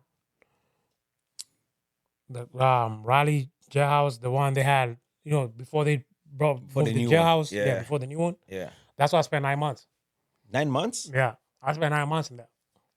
Bro, I thought you, Yeah. man, you know how you get a DWI, you just walk in and get out. So you was in there. I was in there. It was not even a DWI. It was a hit and run. So that's you didn't run and lock you up for that shit? Bro, they had me on some other shit. But all I know is I was in there for 9 months. But that's jail. That's not prison. Yeah, that's jail. That's not prison. Yeah, that's... So I'm just saying, I already experienced, like, how you walk in there and everything. Jail is different, Jail is different. No. It's not even different. Because it depends on the level they put you on. Oh, yeah? Yeah, it depends on the level they put you on. There was different levels. There's level 1, there's like 12 levels. Oh, shit. So level 7, let's say somebody's getting like 7 years or some shit like that. Level 12, you get like life, but you getting transported. But they're waiting for like the DAs or whatever. You know what I'm saying? It was different Yeah. in Raleigh back then But before the you all laws get changed. mixed up But anyway. everybody getting mixed up. So they put me at level 7. So I'm out here with like 12 bounters. Like I'm out here with like people doing almost like 7 years type thing. Yeah. That's why I started like learning how to speak the lingo, how to say food, how to cook, how to do everything. Yeah. So when I went this time in 2017, I already knew what I was coming through to. You know what I'm saying? I mean, it's kind of similar, but this It's time kind of similar, but yeah. this one is different. Yeah, this is real shit. This right is now. like yachty type thing. You know what I'm saying? Like we going out there, we're gonna be walking, we're gonna be doing all kinds of shit. So when I walked in, I'm like, okay, I already know what I'm looking for. So guess what? Guess the first person I meet, my bunk mate, is a damn dude from Ghana. His name was Summer. That's my boy. He's locked up in there? Huh? No, yeah, he I don't know where he at now. No. I'm saying you in prison, you met him in there. Yeah, so I met he's him in locked there. up in there. Yeah. His name is Summer. He was in there. His name, yo. Okay. This Ghana dude, tall as fuck, dude. Yeah. Yeah. So he's my cellmate. I bet. So me and him, we all right. How long was he in there for? He was in there already 2 years. 2 years. Yeah, Okay. he was already there 2 years. So me and him, we chill out. We come up with a plan. I'm like, look, I don't know what you've been doing here, but for me, I want to work night shifts and sleep during the day. That's how my time goes Do you by. have like to? No, No, you don't have to, but Yeah. you want to Just do to that. kill time, Yeah, yeah. just to kill time. Yeah. You know what I'm saying? Yeah. That's how we do. Like during the day, you can wake up in the afternoon, like work out and shit like that. Yeah. That's how we do it. So we came up with that plan. So it was me, my boy Sama, Flaco, and this dude called Abu. So we had a plan. That's it. So he had a job, I got a job, and we working at night. I'm talking about cleaning floors, cooking in the kitchen, all kinds of shit. What about the making tags, Text what? car tags, vehicles? Nah, no. You didn't do that Nah, shit? it was not that serious. Yo, bro, I'm not in Detroit. Yo, come on now. I'm in Atlanta. I'm not in Detroit. Yo, you out here playing. Shout out to Detroit, man. Yo, I'm sorry. Nah, bro. But nah, man, that's what we did, man. So we had a plan. It's like we sleep, like we work at night, and then by the daytime comes, we sleep. So did you see the fights, the stabbing Man, shit? everything, man. Everything. So that was shit's happening. real. Like That the shit's knife real, they be bro. having. They had a little this cell at the end of the block and downstairs, room 13B. There used to be the fights. That's what used to happen. It didn't matter who you was. Blood, Crip, Marasucha, whatever. MS-13, it don't matter.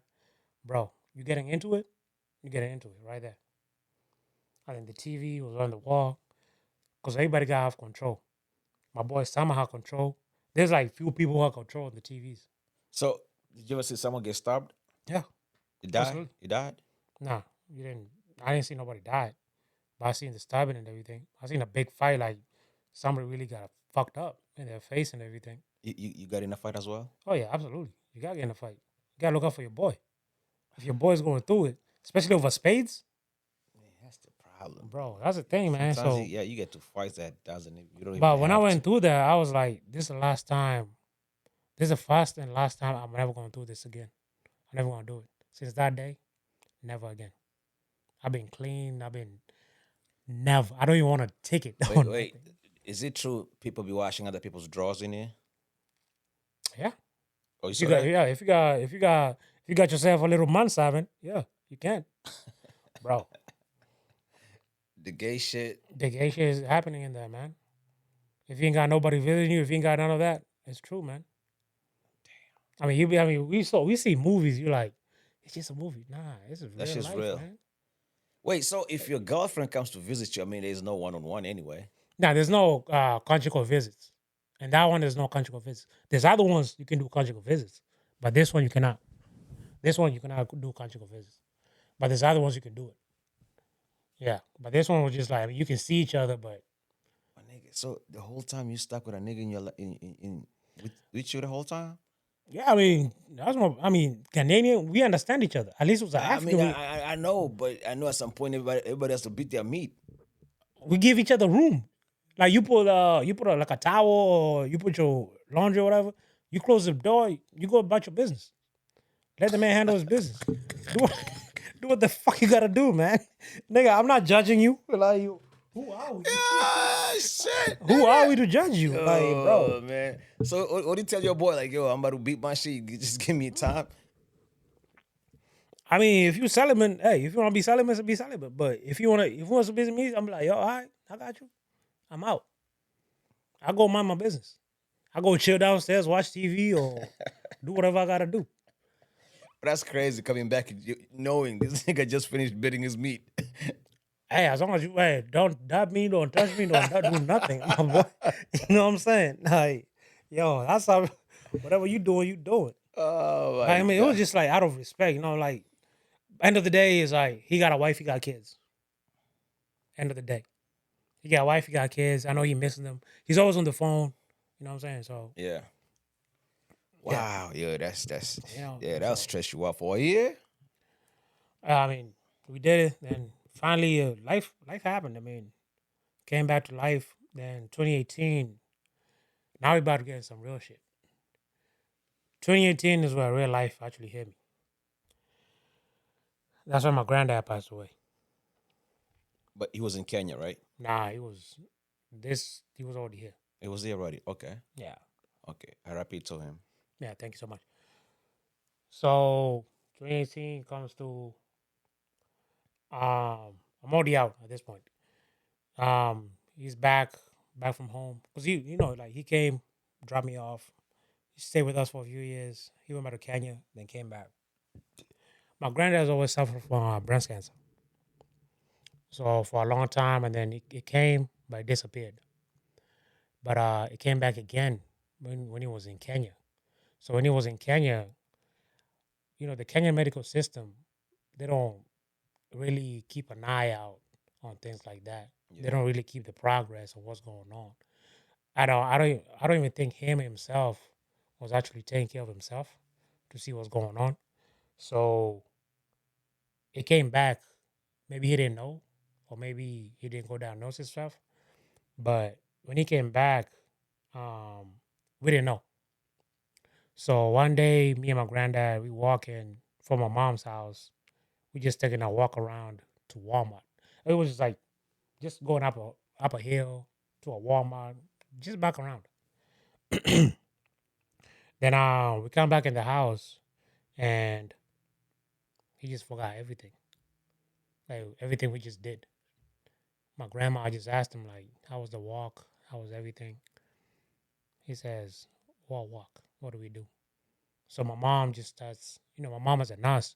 She just starts asking him questions, and that's when we found out his cancer is back and it spread. So took him to the hospital, Duke, um, checked him and everything. Cancer spread, and then there's no point of chemo at this point. We just gotta keep him safe and healthy and everything. So, me and my whole family took care of him until his last days. Keep him comfortable. Hospice. Hospice, yeah, pretty much. And then he came back home, and then at least when he was home, the whole family was there. Yeah. So I mean, that was it. And then I think that's what hit me the most, and that's what like brought out. Cause I've been surfacing my shit. I didn't know I've been surfacing my shit. Cause when I heard the news, I just came off work. Cause I heard the news, I punched my whole door like this. There were holes. Yeah. I was so mad, and I think that's where everything started coming out. All the pain, like Yeah. that's my dad, dude. Yeah. So yeah, so it hit me, and I'm like, it's not even. He was not even my granddad. He's my dad. Yeah. He raised you up. Yeah.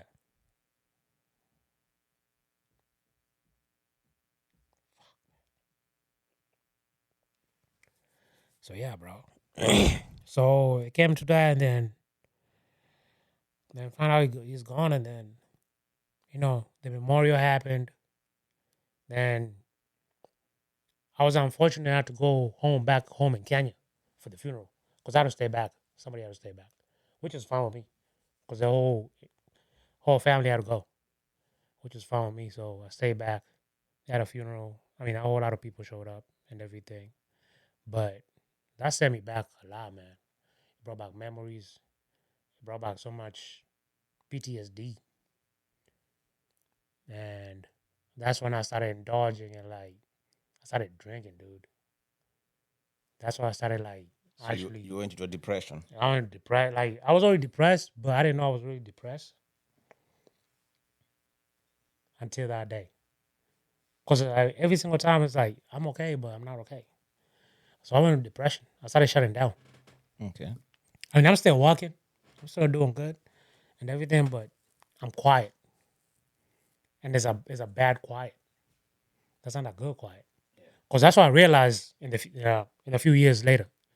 I didn't realize this back then until I got diagnosed. So I started going quiet, and this quiet is not good. Yeah. I'm not talking to nobody. I'm not saying nothing. So what am I doing? Oh, we drinking. Oh, we going out. We doing this. We doing that. We doing that. You know what I'm saying? Yeah. So 2018 happens, then pandemic happens. Shit goes south. You know, jobs start losing, and everybody start doing whatever. Then we keep on going. 20, what was it? 2021. Yeah, 2021. My boy, my boy calls me, man. So my boy calls me. He's like, "Yo, I'm back in town." This is one of my best friends I met in high school. He calls me. He's like, I mean, I don't mean to speed things up, but there was nothing going on in between. It was just straight depressed state. Just me being in my own mind space. You know what I'm saying? Okay. Just me being in my own mind space, closing everybody out, closing everything out. So 2021 comes through. My boy calls me. He's like, "Yo, bro, I'm in town.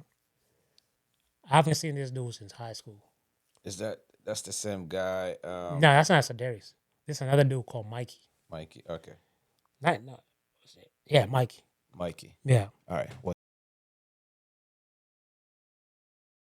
So Mikey called you. Yeah, Mikey calls me. He's like, "Yo, bro, how's it going, man? I'm back in town, blah, blah. I'm trying to settle some things and everything." I'm like, "Yeah, man, no problem. I'm going to come see you." He used to stay behind my neighborhood. I used to stay back in Nidell. Yeah. So I go visit him. No, I don't go visit him. He calls me. I'm not in the space. He's like, "Yeah, man, I feel you and everything. So I'm going to come see you soon." He said, "Man, thank you so much for being my friend, man." And I'm like, "Okay, no problem. I'm gonna come see you." I'm gonna come see you tomorrow. No problem with that. He said, "Nah, thank you, man." I said, "All right, bet." So I hang up the phone, bro. Not even 10 minutes later, man. Homeboy hits me up. He's like, homeboy hits me up. Yeah. He's like, "Yo, It's good. Yeah. it's not even homeboy. It's an ambulance, bro. It's Ambulance. the cops." Homeboy just offed himself. Dude killed himself? Yeah, man. Offed himself. So that's why everything went. Wait a minute. He called you out of nowhere. Called me, I don't know, just to thank me for life. Because I was about to go see him. We were being in Where contact. was he at? He was in his parents' house. In Raleigh. No, in Nida. He wanted to see his parents because his parents have passed away. So he was going to clear out the house. Okay, before he goes to Nightdale, where was he at? He was in his parents' house. He went to his parents. He came back from Montana. That's what I was asking. He was out of town. He was out of town. He Montana, came back. yes. Yeah, he came back. So he came now to NC. Yeah, he came back to NC Yeah. to clear out his parents' And house. that's when he Because his parents like passed away, right? So his parents passed away, and then he was coming to clear out the house so he can sell it. But there was too many memories, I guess. That's what they said. Oh. There was too many memories. So was he the only child? Yeah. Oh, no wonder. Yeah. So everything just went south, and then So he called you and then he imagine that's the last call you get, my boy. So guess what? So this this is two back to back. This is like two back to back happening right Yeah. now. Yeah. Everything is already my mind is already getting blown up at this point. We're not even concentrating at this point. My mind is like on cloud. I don't even know. So anyway, we keep on moving. Yeah. 2022 happens. No, 2021 happens. Keep on going. 21, 22. Yep. 2021 happens. I got kicked out. Can't pay nothing. Can't pay rent. Can't pay shit. We out. Get kicked out. I gotta pack my bags. Put all my things. Wait and a stuff. minute. The whole family gets kicked out, or just you? No, me. Me. Oh, from your own apartment. Yeah. Oh, okay. So I'm out. Okay. I'm out. Move all my things in a storage room. Everything. Cause I mean, I don't give a shit about nothing at this point. Yeah. 2022 happens. My boy. Yeah. Where did you find me at? Huh? Where did you find me at? In the club. No, when you found me on 2022. Oh. When you came back. Oh. Yes, I met you. But prior to that, I met you at the clubs. We Yeah, used the to club. into Yeah, the I was club already shit there. like I was that, already at the clubs. Like, I was doing my thing, but Yeah, I used to do your thing. But but you didn't know what was going on. Of course, I had no idea. And that's the time you're the fro. Yeah. Yeah. Exactly. But I knew something about you. Any single time I met you, you had a hat and it was always low. Mm-hmm. Every single time, I was like, I don't know, man. You can barely see his face, and he was not saying a lot, but your hat was always low. I was like, I don't know, man. I was like, yo, this nigga right here, we should watch him, man. I don't know. Anytime he might. Dude, I was gonna pull a strap. Exactly, yo. I don't understand. Why you keep hiding your face, my nigga? Like, yo. So, yeah, I used to be like, yo, if anything over here, you gotta watch him. Yo, what the hell? But the energy was straight. Yeah, the energy was all straight. Yeah, you was drinking, everything was cool. There was nothing funny. But I was like, why is your hat low though? Like, we can see you, but why are you hiding? Mm-hmm. Know what I mean? So, but yeah, I met you at the motel with a crew. I was over there chilling, doing your own thing. Yeah, that's why I met you. I remember. Yeah. So they kicked you out from your apartment, and then you got that. Yep. Yeah, we got that. Then that's Well, what. so they were the folks in that room, in that hotel. Were they your roommates as well at that time? Yeah, I mean everybody was going through their own shit. So then how did you all end up in the same house? I mean, the same motel? Everybody was going through their own shit. Nobody. I don't know how we even came in the same spot. I don't know if God just brought us together, but everybody's going through their own shit at that time. So we came together. We just got our motel or whatever. Then we were staying there for a few months before. How much was a motel? I don't know. It was like $300 or $400 or some shit like that. A month. A month or some shit like that. But man, everybody was deep. Bro, I remember when I walked in, what I saw, I was like, nigga, I don't want to be here. Because all your niggas look fucked up, man. Yeah. Like, I was seeing niggas on the bed. I'm like, what the niggas on the floor. It's one bedroom. Yeah. Y'all had the cheap liquor on the table too. I'm like, nah, man. Bro, this ain't it was bad, man. Yeah. I remember was bad, y'all try to pass me the bottle to like, yo, nigga, you want some? I'm like, nah, nigga. Nah, bro, it was bad, man. Like it was a toxic environment, bro. It was. But things like when you get to that when you get to that point, it's like you don't give a shit. You know what I'm saying, man? Yeah. So we were going through each and every one of us. We were going through so much, but we were not talking about what the hell was going on. Everybody was suppressed. But things like when somebody hits you up, like, yo, can I come through? Everybody was coming through. Yeah. You know, like it doesn't matter who it was. You want to come through, you want to party, you want to do all this bullshit. All right, come through. No problem. Because it gives us like some kind of, I don't know what it was, but when you leave, like, nigga, we messed up at the end of the day. Because nobody hears us. Nobody was talking. I mean, there's been so many altercations in that room. Oh, yeah? So many. Yeah, I can just imagine. Like, so many. Because people are not expressing how they feel. And that's what I'm coming to. Like, we keep going. But I remember, like you're saying, at that time you was drinking a lot. And you guys were partying a lot. Exactly. Like, every single time I'm watching people's social media, I'm seeing you in parties, man. Yeah. Y'all not missing out. Yeah. was like, y'all niggas is getting busy on this party. Pretty much. Yeah, because you that's the thing. Like, I think we just start. You try to numb what the hell is going on, but that's not the right way to numb at all. That was the wrong way to numb everything at all. But nobody was understanding that. Nobody was seeing that.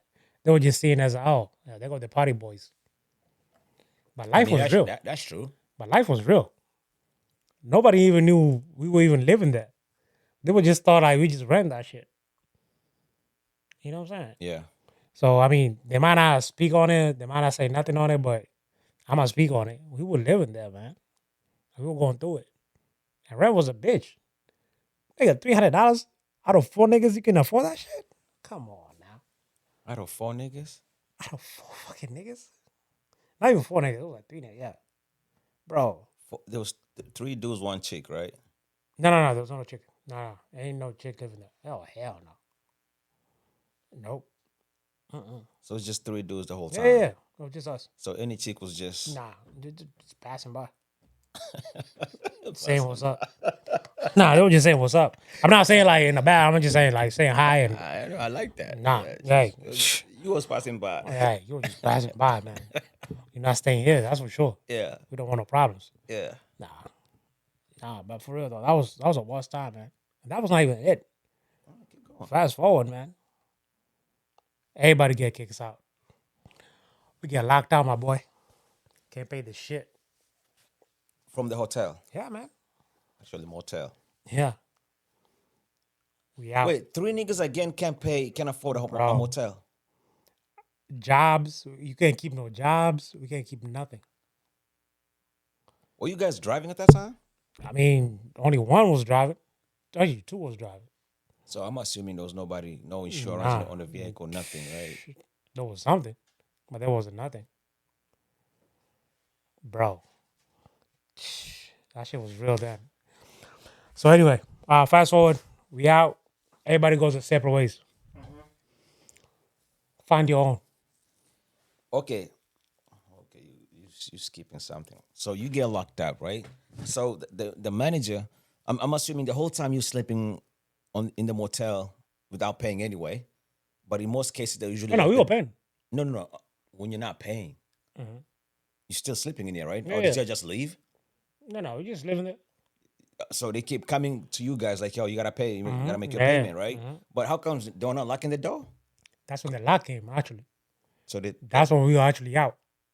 Like, get your shit. Get the hell out. Yeah. And then they call the police on y'all. No, they didn't call the police. Then how did you get locked up? Oh, nah, you going back to the old, no. That's bad. That's 27. This is the future now. I'm talking about like 2021. No, I'm talking from the hotel.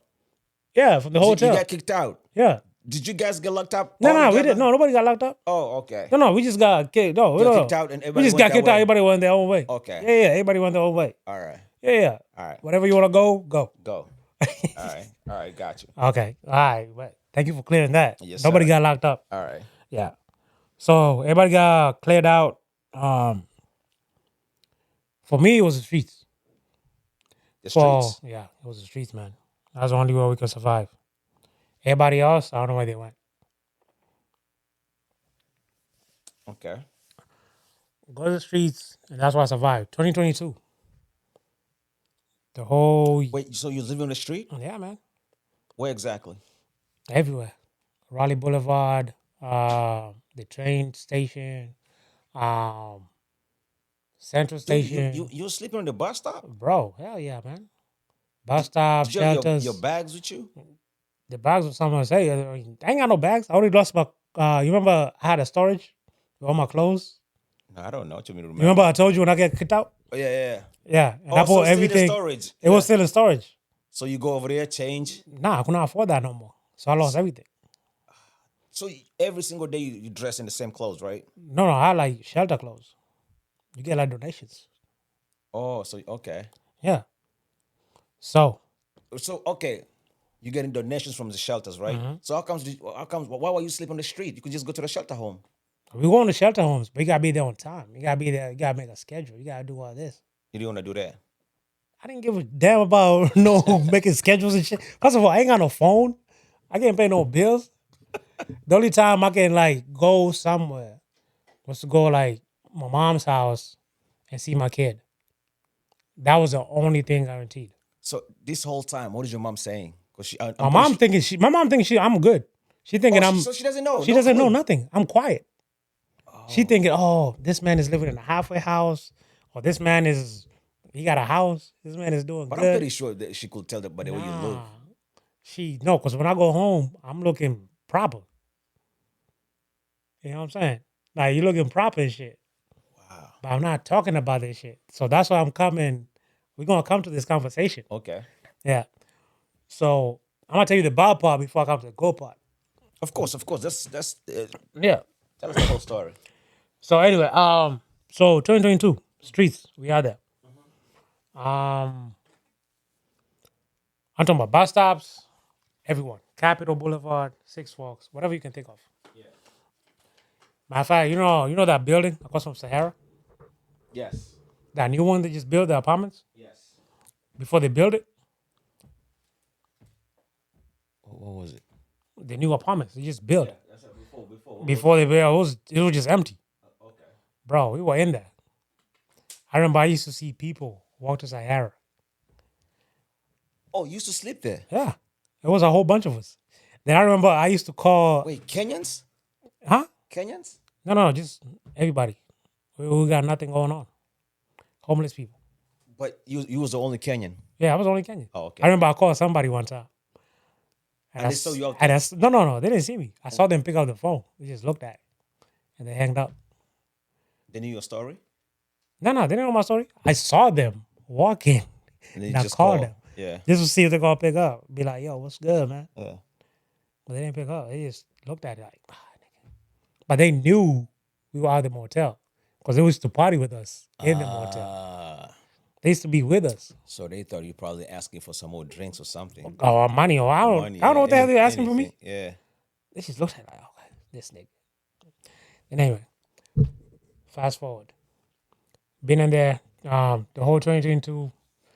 So December of 2022, and I was going through this the whole year. December comes through.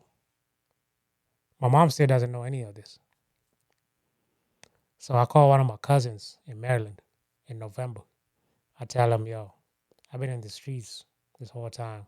I need help. I need to get out of here. So he calls one of my friends, which is my a friend I met in the program. This other program I'm about to tell you. His name is Timothy. So what made you call him and not your mom? I got tired. But- Because no, I was comfortable with him because he was an alcohol addict. Okay. He was addicted to alcohol. Okay. And he's been clean for 10 years now. So he would know what I'm going through. Okay. He Instead of understands you. yeah, he understands me instead of my mom.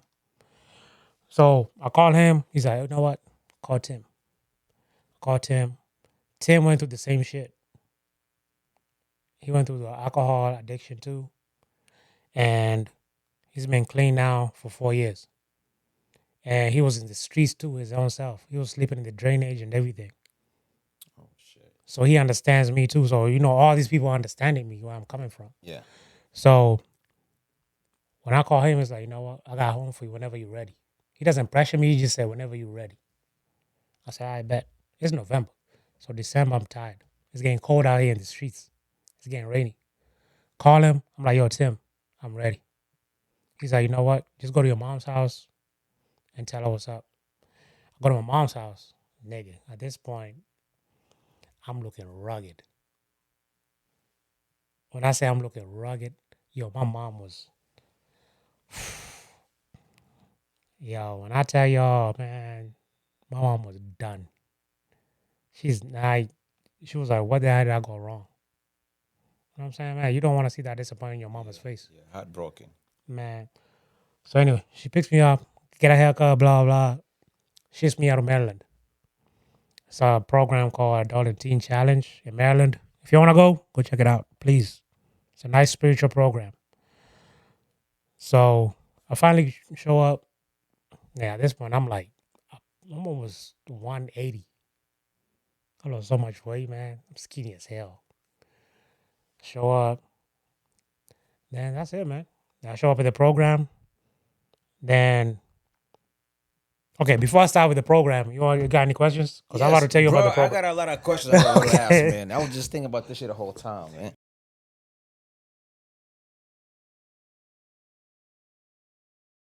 Let me, you ain't shit, nigga. No, let me Fuck you ask too. me. Surprise you guys. I No. wanted to surprise you. Thank Yeah, you, he man. asked me this 'Cause- afternoon, like, can I come by? I was like, it's like, it'll be dope if it was both of you. I'm like, Kirk is coming today? I'm like, all right, well, I'll see He what I asked can me, do. he's like, when's the last time you saw him? Yeah. I'm like, It's saw been a her. minute.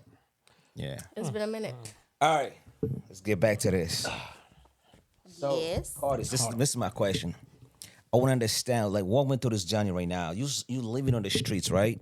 Like now you sleep on the bus stops. Um, like how is it at night? Obviously, there's no blankets, nothing, right? I mean, there's blankets if you can bring your own blanket. But But did you have there's- any? Nah, hell no. All right. It was like there was one, but it gotta be somewhere specific because you cannot just carry blankets around. And then mostly you get your warmth from the buses in the morning because the last bus is like 10 o'clock p.m. and then the first one is like 4:30 in the morning. So you gotta get the longest bus to I think it was Lake Boone. That was the longest bus you can get, so you can get warm. And you gotta sit in the back, so you can feel that engine the heat. heat, yeah. Yeah, you can feel that heat. Yeah. Because you out here sleeping in the bus stop, and it's cold as hell. So at nighttime, were you scared anybody can rob you, stab you, Nah, anything? man. You didn't care. Because I didn't. At this point, you don't care. But things like in your shoes, you got. First of all, you got 2 knives. You got 2 in your shoes. I got 2 in my hips. I got 1 in my hoodie, and I got 2 in my hands. What you got on? Bro. What's the point? You don't care. Sometimes you don't care, but it depends where you're sleeping at. Sometimes it depends where you're sleeping at. Because it might be, especially more square. More square is not easy. But it's like you already, because that's the beginning. When it comes to when you get used to it, there's a tingling sensation. It don't matter if you passed out or whatever it is. You just feel somebody coming to you. And you just get up. And they pass or whatever. But sometimes you just don't give a shit. So sometimes I could probably walk up to you, try to offer you some help, and then you might end up robbing me or stop me because you. You No. walking up on me at 3 o'clock in the morning. What the hell you offering me? Money, help, something, Nah, it depends on how you look. food. Though. Food, that's different. Some says I got something. I'm walking up to you. I got something. Oh, we're gonna talk. Don't get it twisted. But we're gonna be on defensive mode. Cause I used to have like 3 people. We used to be 3 of us. So it used to be me, Benny, and this dude called Ken. We used to be 3 of us, always going together. This was this dude called he used to work at Home Depot, Ben. Like he got a job at Home Depot, making money. And he's still homeless. They stay homeless. He's sleeping in the back of U-Haul trucks. Is it child support? Child support, life, everything. He doesn't have nowhere to go. But he's still coming out, hanging out with us in the streets. Like, make that make sense. That's what called life. And then this other dude, old dude called Ken. He was like 56. He's been living in the streets for almost like 15 years. So he knows everything that goes around. He knows what the shelters are. 15 years. 15 years. So he doesn't need any help. Yeah. This lady called Magdalene, she's been living in the street for 20 years. 20. And she knows how to move from Florida to here when it's cold. Like she knows this. Like she knows the seasons. You know what I'm saying? So the streets is home for her. The season's home for. That's what she knows. Yeah. That's the mindset Yeah. everybody is at. When you tell them you can get help, you can do this. Nah. They don't understand that. Yeah. They don't know what help is. You can talk to them. You can try. But nah, She's gone. she's gone. You can't help everybody. You can't help everybody. And then, Yeah. so we're going through all this. And then there was this dude called Dennis. That's what hit the most because Dennis was like this dude, like cool as hell. He used to hang out with us, and like he was one of us. I'm gonna say one of us because he was in the streets with us.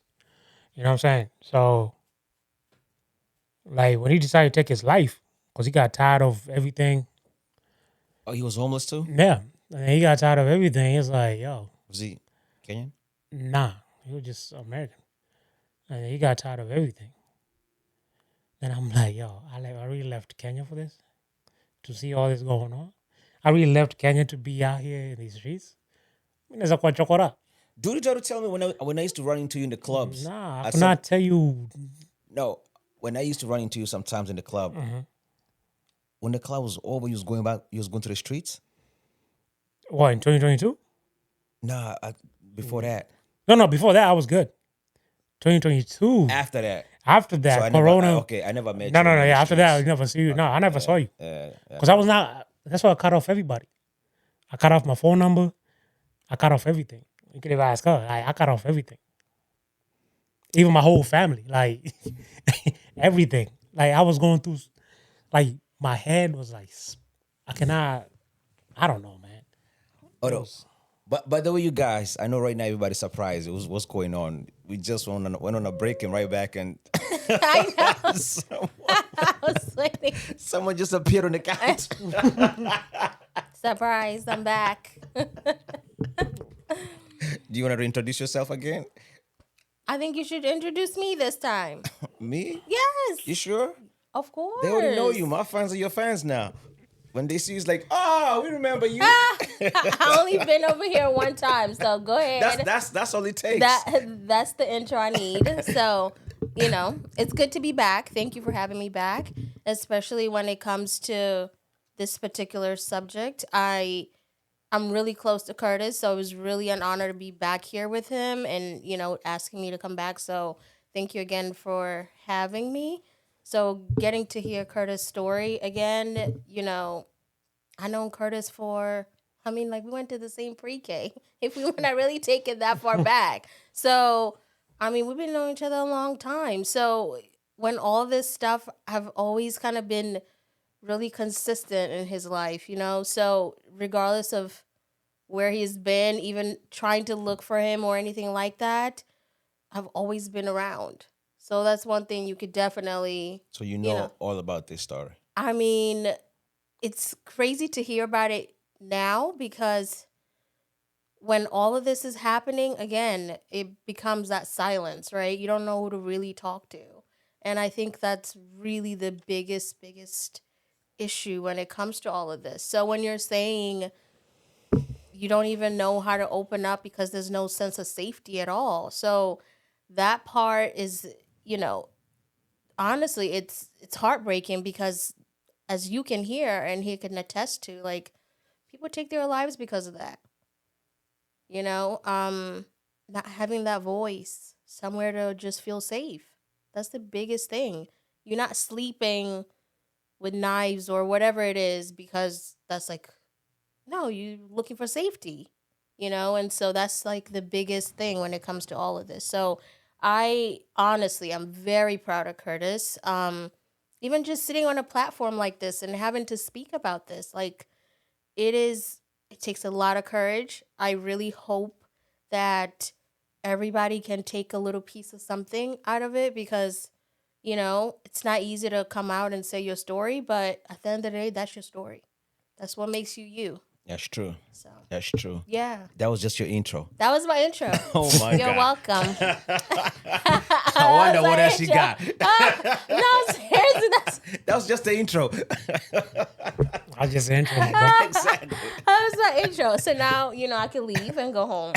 But, All right, let's get back to Curtis. All right, Yeah. Curtis, let's keep going. yeah. All right. So now you say you left the streets, right? Because I was asking questions back to how your life was on the street. Now let's go back to where you left. All right, so I think what drove me to join, like I told you, my boy Timothy, he went through everything. My cousin went through the alcoholism thing. So I think what drove me to a point was like suicidal thoughts. You started having as well. I was having them, so I was already there. Like everybody's doing it anyway. everybody's doing something. So then I'm like, what's the point of me? I don't know. I got a daughter. Yeah. I'm thinking about that, obviously. I'm thinking about life and everything, but like, I'm not doing anything for society. I'm not doing anything for her. I'm out here in these streets, like, bro, what am I doing? Yeah. So I think my life, and I mean, I already said my testimony in churches and everything and in life, but I never spoken about it. I mean, in public. But now it's like I sat down in Falls River.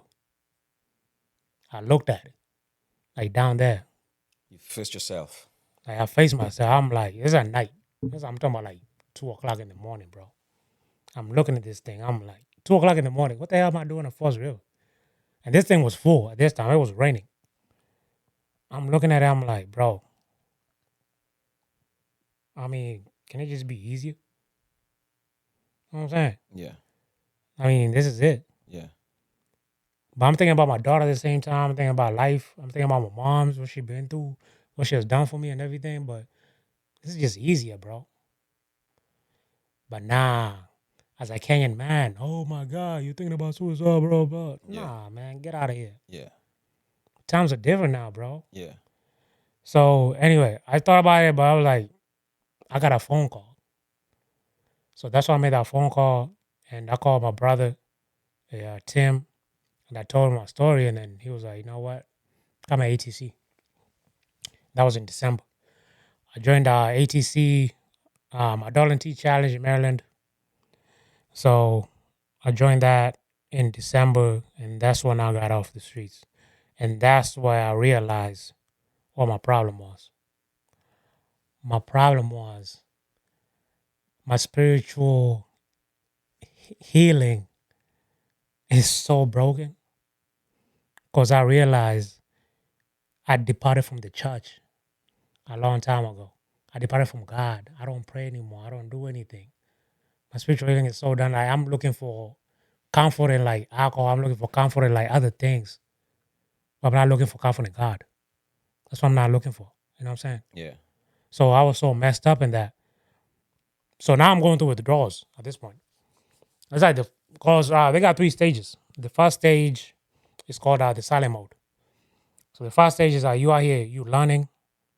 Obviously, the Bible, you got classes and everything.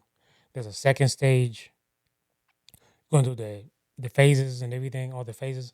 And there's a third stage. Now, there's a third stage. It's like a walk stage. They keep you in the program, you keep walking and everything. So when I got there was none of these stages. It was just straight off, cut off the phone, just deal with your problems. Deal with what the hell you got going on. Addiction, if you want to find God, if you want to find whatever you have to do to get yourself together. So there was all kinds of patients. People addicted to meth, fentanyl. If you want to get your healing on going on, you know what I'm saying? Yeah. So for me, mostly, yeah, I mean, alcohol was in there, but for me, it was like my spiritual healing. Because I disconnected from that, man. I used to go to church. I'm waking up my daughter. I'm like, yo, we got to go to church. We got to do this. Like my family, yo, wake up. We got to go to church. We got to do this.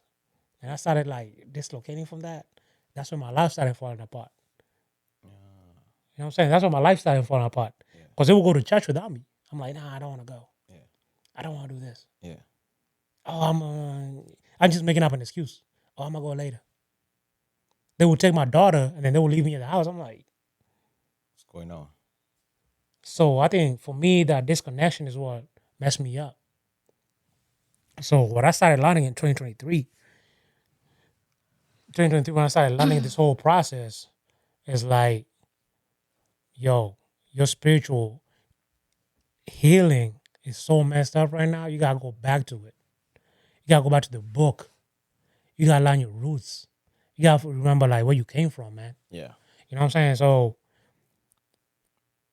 when I started reading the Bible again, when I started going back to it, I'm like, I didn't even remember like what the books are. Like the New Testament, I used to know it. You know, like, you know what I'm talking about, like everything. Yeah. So now I was like, yo, I don't even know what the book Thessalonians, like Colossians, everything. Corinthians, first, second, third, Nahum. Like I used to know this stuff, but I don't know it anymore.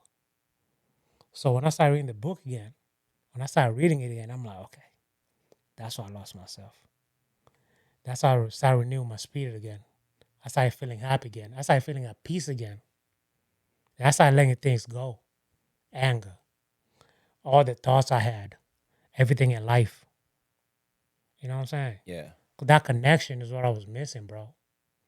So when I kept going through the program, then I got to around like in the middle of the year, I'm like, okay, I can sleep at night without needing anything.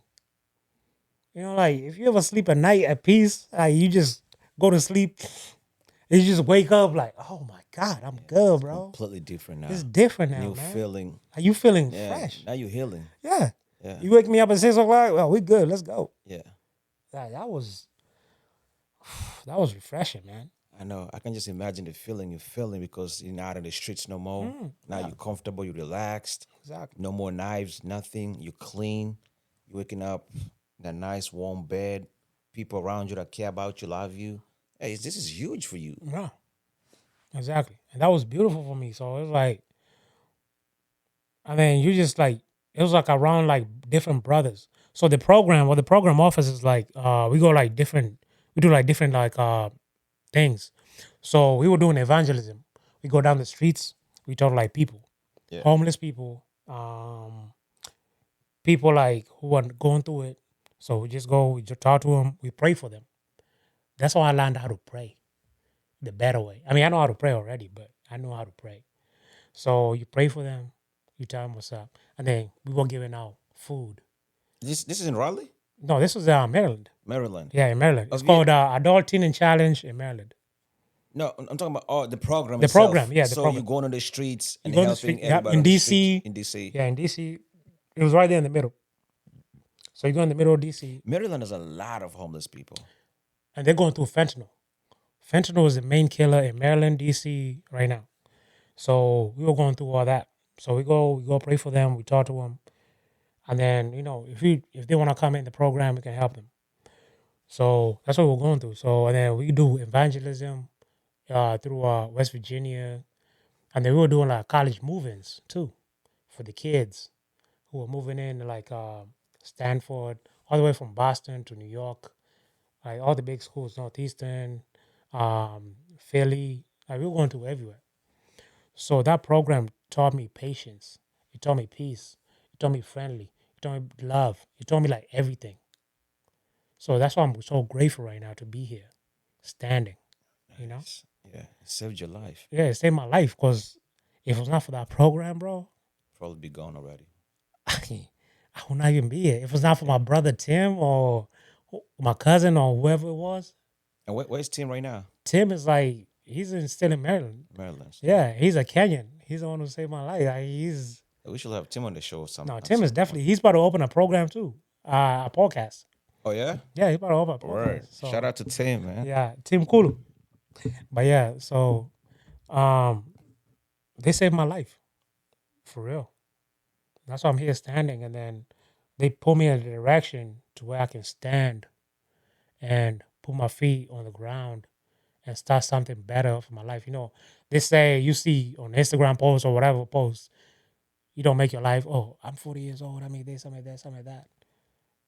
So now I'm finally starting off in a better ground, in a better spiritual place. Because I'm at peace in my life. Yo, that's bold statement. Peace at my life. Yeah. Not too many people can say that. Yeah. Even though they got money, Exactly. you can't say that. Yeah. Nah. That's bold, man. Yeah, no matter how much money you have. It's true. And I'm happy for you, man. I'm happy to hear those kind of words coming from you. I mean, they say like if you don't have God in your plan, you better restrategize your plan, my boy. You have nothing. You have nothing, man. Yeah. So You have nothing. yep. I'm happy, man. This is a good ending. Like most of the time, the endings sucks, but this this is good ending, man. Bob's, you wanna say something about that? I mean, you're the professional one. I mean, he said it all. Like finding that peace, Kirk. Like, I am beyond so thankful. You know what I mean? Like, some of those stories you used to tell me, I'm like, how? You know what I mean? But I say it all the time, and I believe it wholeheartedly. Like, when God has a plan for you, yo, like, it don't matter what you think you know, Uh-huh. you're gonna go through it, and He gonna get you through the other side. And again, imagine if you didn't make that call. That was just a simple call. It was what we were talking about before, asking for help. Like, it may seem like it's a manly thing, or it's not, you know what I mean? Like, men are not supposed to ask for help, or you're from this type of society and you're Kenyan and all this stuff. Like, you feel like you cannot ask for help. I think that's the biggest downfall. Oh, and that's the thing too. That's Yeah. another thing I didn't even touch on. Yeah. It's about the mental thing. It's like the mental thing is about the Kenyan side. Like, okay, we grew up as a man, right? As a Kenyan, and then it's like, oh, you gotta be strong, you gotta be tough, you gotta be this. You cannot talk about your feelings, you cannot talk about your emotions. My boy, that stuff is gonna kill you. It's gonna catch up to you eventually. It comes up. You know what I'm saying? Like the other day, I saw, not even the other day, a few weeks ago, I saw what's his name, Obina, doing something mental health walk. Yes. Like yeah, they're doing that stuff. Yes, he does. Yeah. He does. So To be honest with you, I don't think it's just a Kenyan thing. I think it's a man thing. it's a man thing. That's it. It's a man thing. yeah, And it's then a they don't man express their feelings. They don't say, Yes. they keep that thing like hold on and everything. It's like, but sometimes it catches up to you. Cause PTSD is real, man. It is. Cause like Very for, real. for me, it's like there's a certain sound I can hear, and I can think of the 7-year-old me hearing the stuff I saw or the stuff I heard when somebody was going whatever they were going. Like what I told you before. Yeah. Being killed or whatever. Yeah. There's certain sound, a certain thing. But now I know how to suppress that. You know what I'm saying? Like if you That's don't true. express that stuff, I mean, men, we have to learn how to do that. Yeah. Remember, we are taught to just be men. The answer to that is just be a man. I Yeah. don't know what that means. How do you be a man? That's not an answer. Just an act. Be a man. Okay, I'm a man, but I still have the same problem. You know what I mean? So we need to teach people, especially men, how to solve, or at least how to talk their problems out. Because men don't talk. I remember most men are going through a lot. So if I call another man, it's like, yo, I got 100 shits to worry about. So I don't have time to worry about your shit. So you figured it out. And then we meet at the end. Sometimes the end is too soon. You know what I mean? So, men, we have a platform now. Come to my show. Let's talk about it. Write me on Chafuwa Meza podcast.com or go to Chafuwa Meza IG. DM me. I'll bring you on this platform. Let's talk about it. Let's help the people. You don't have to die by yourself. You don't have to struggle on your own, man. I got you guys. Yes. yep. So, our friend Bubs is here. Welcome back, Bubs. Thank you. Thank you Yes. for having me. Yes, and Yeah. yo, and Cut, I'm so proud of you, man. That's well, huge. I feel like, okay, to be real though, like, I understand the lights, the whatever. Some reason, the minute I get behind, something about the lights just makes my eyes water. Like, that's being real. I don't know who else this happens to. But Nobody's I'm just just you. like, I'm just Yeah, like, the story I'm like- touched you. It's just you. I'm The like, story oh my just god, touched I'm you, that's crying why. for The story Curtis. touched I'm you, like, man. I don't know I what don't you're want to talking cry about right right now. now. I'm like, Cut the cap, I'm man. That's Curtis' story. Story is Absolutely. dope, man. No, Yeah. absolutely.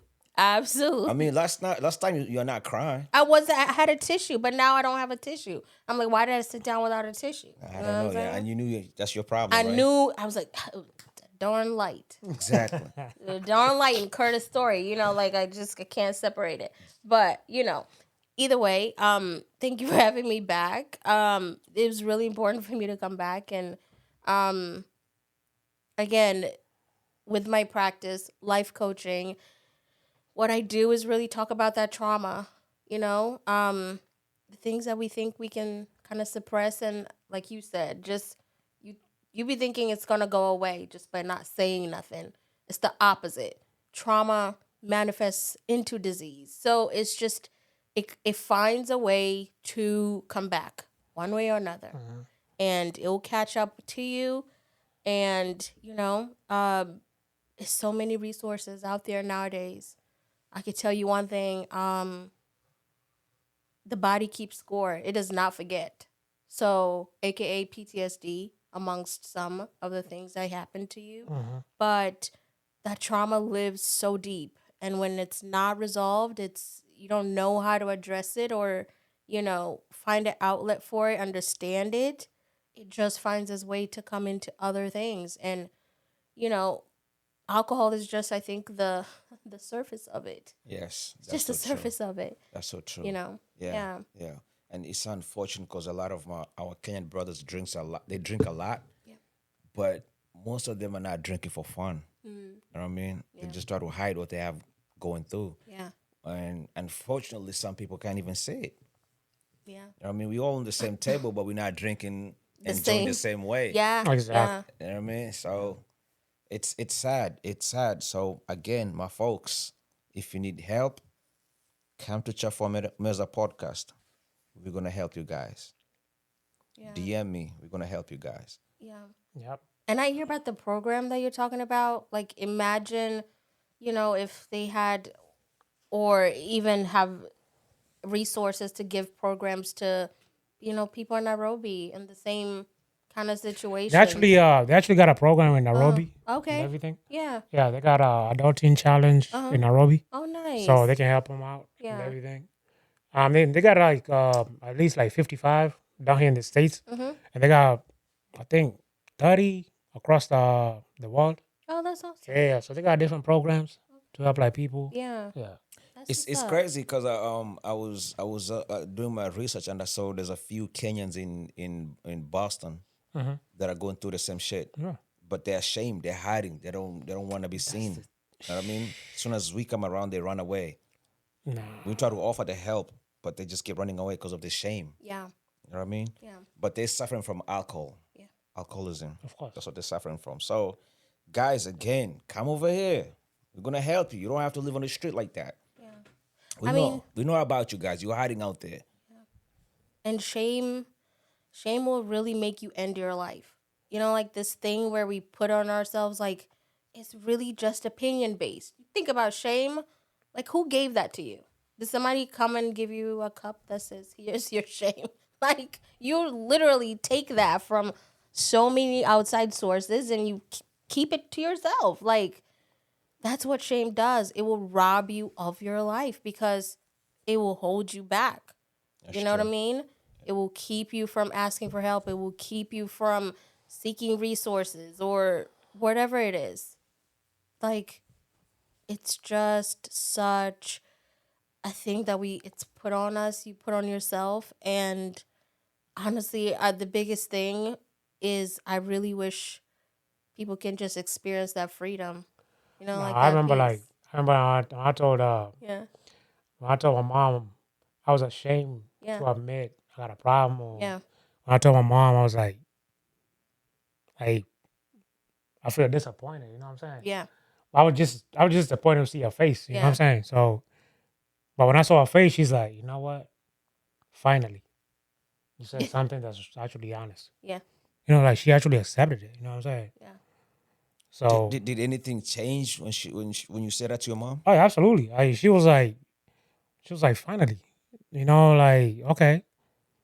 Because, I mean, she was worried. She didn't know what the hell was going on. And you was worried as well. Yeah, I was 'Cause you didn't worried. know how Yeah. she was gonna take it. I didn't know how she was going to take it. She was Yeah. going. I didn't know. Like the African concept is like, oh, maybe she's gonna be mad or. But Yeah, nah, she obviously, was yeah, accepting. yeah. She was like, dude, why didn't you just come to me and tell me what the hell's going on? Yeah, You know what I'm saying? yeah. Like she was worried, and she was concerned. Just talk to me. Just all that shutting down and everything. I don't do that anymore. We just gotta be open.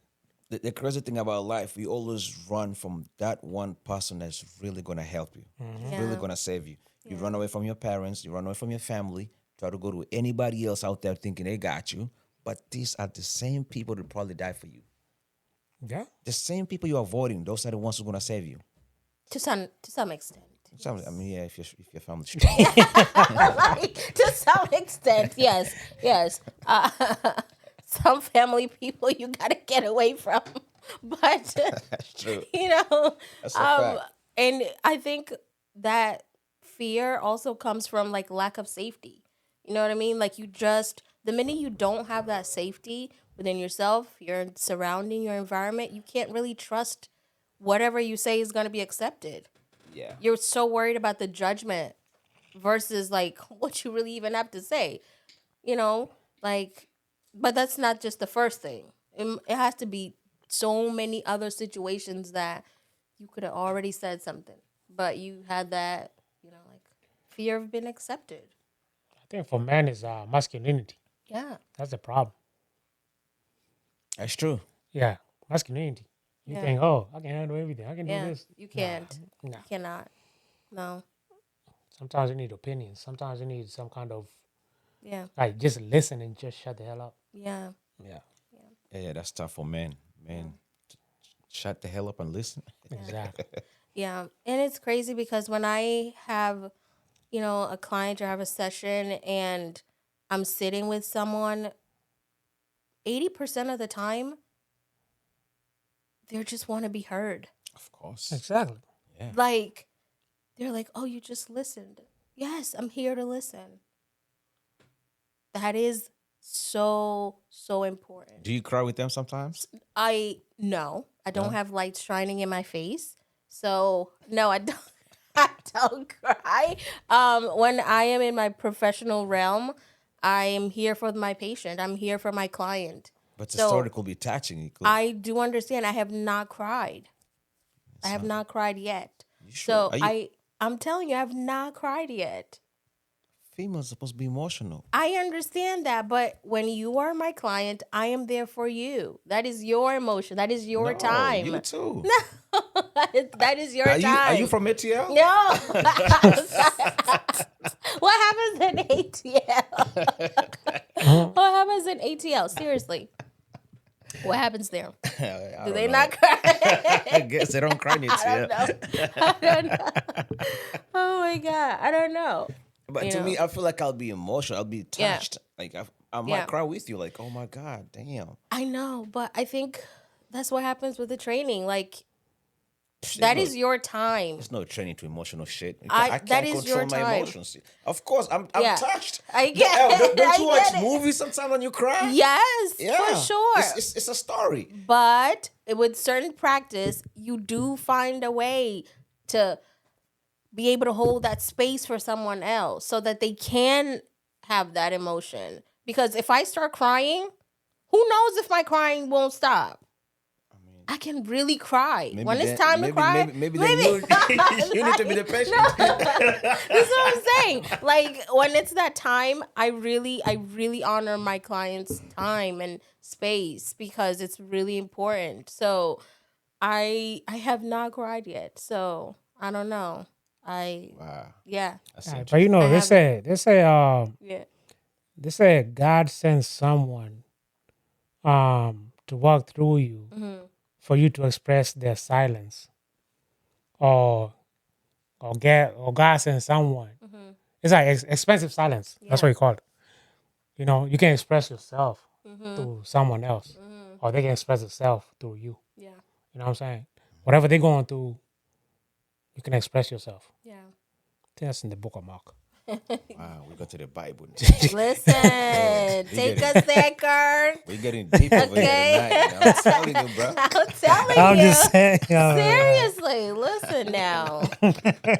Yeah, I mean, Yeah, it's called expressing through silence. I guess. Yeah. Yeah. Expressing through silence. Yep. yeah.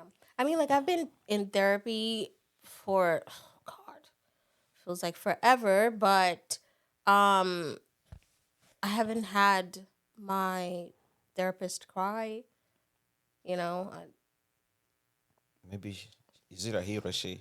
it's a she. It's a she. Yeah. She's just there for the paycheck. No, she's not. Absolutely not. No, She pay attention. she's godsend. I believe she Godsend. saved. She's really She's yes. So I mean, when you're looking for a therapist, I've gone through several of them, and I will say the one that has worked for me is trauma informed. Makes a huge difference. Because they're able to get to a deeper level. That's just my experience, but trauma-informed therapy is huge. I'm a trauma-informed coach, so I do specialize a little bit differently. I do go about it a little differently, so I am able to get to a certain level as well. But I will say it saved my life. Good. You know, like it did. And guys, seek therapy. And it really changes lives. It really does. I've never done therapy. No, for real. Actually, I did it through the program. They introduced it to a new therapy session. You go in there, you talk about your life. So I told them about my whole trauma and everything. Like, it felt so good just to unload. Yes. You know what I'm saying? Like, Yeah. and I was getting emotional too. And then actually, my lady got emotional because she heard like everything I was Everything saying. is going through. Yeah. Because I mean, I didn't say this everything on camera, but Yeah. I'm talking about I was telling her like straight details, Straight up. Yeah. like what the hell happened and everything. I do my therapy right on my podcast, so I feel like I'm doing therapy. Yeah, I mean that's good though. Yeah. I mean that's exactly what you Yeah. gotta do. You know? Yeah. Yeah. Yeah. The only difference over here, everybody be laughing. No, we didn't laugh, I man. was Come on, laughing. nobody's laughing right now. I was like, who? We got Who's somebody in laughing? the back. Now we laughing. Yeah. For sure. I think your podcast is dumb. And you you tell your stories. You know what I mean? I got to. That's what I'm telling you. I do my therapy over here. Well, look at you. Yeah. Guys, look at me. You see? Yeah. Yeah. But outside, if you don't have a podcast, it is really important to seek therapy. It's so crucial. Therapy, a life coach, someone outside of your norm to be able to help you get through and navigate through those difficult situations, present and past. Oh yeah. Oh yeah. It's a good thing. Yeah. It's a very good thing. Yes. Anyway, moving right along, because that was kind of deep, my guy. I feel heavy on my heart. So you guys, Yes. of course, you go back all the way back to little kids, little puny ass. Yeah. Like Curtis, what was it? 3 doors down? That's what I told you. 3 Yeah. doors down? Yeah. 3 years down. 3 doors down. And you guys came to America at the same time, right? Different times. Different times. You came before him. Or Yes. You came. She came before me. I came before Curtis. What age? Before high school, right? Of course. Oh, yeah. Yes, you was Yeah. a little kid, man. Like, damn, I saw you. I mean, listen, I went to middle school up the street. Like, so, yeah, I was up the street. That's messed up, yeah. Right? Yeah, she didn't even hear me. I said I What? saw you. I didn't see you. No, you didn't. We ain't even ride the same bus, you know? So Yeah. this is Curtis, this is what we spoke earlier. The first time we came to America and we get to experience the accent. The accent thing, right? Remember when you got to school and everybody's looking at you? First of all, on the bus stop, because you say the dude asked where you from. He was like, Sudarius. Kenya. Yeah. She knows. Yeah, they asked him where you from, and he was fresh from Kenya. Like he just got here with his fresh outfit from Gikomba. I didn't say Gikomba, my boy. That was where Lemmy's clothes. Yo, the level of peppers, man. So when niggas say, yo, you God. can't see me, Yeah. I'm from Kenya. Yeah, that's messed up, bro. Oh my God. Yeah. Say, yo, get your African ass in the bus, nigga. Yeah. Oh my God, that's funny. Oh man. So yeah, we will start to see the difference in accents, like our experience. I mean, you told me yours a little bit. Babs, tell Yeah. us your experience a little bit. Oh my gosh. Like this accent thing, it's so funny because when I was younger and I was there, I was always told, oh, you don't sound Kenyan enough, or you sound like you're making something up. And when you're there, you're like, well, we're speaking Swahili, right? So it's just like, okay, well, how am I supposed to sound, right? So you're already there and you don't feel like you can fit in already with the language thing, right?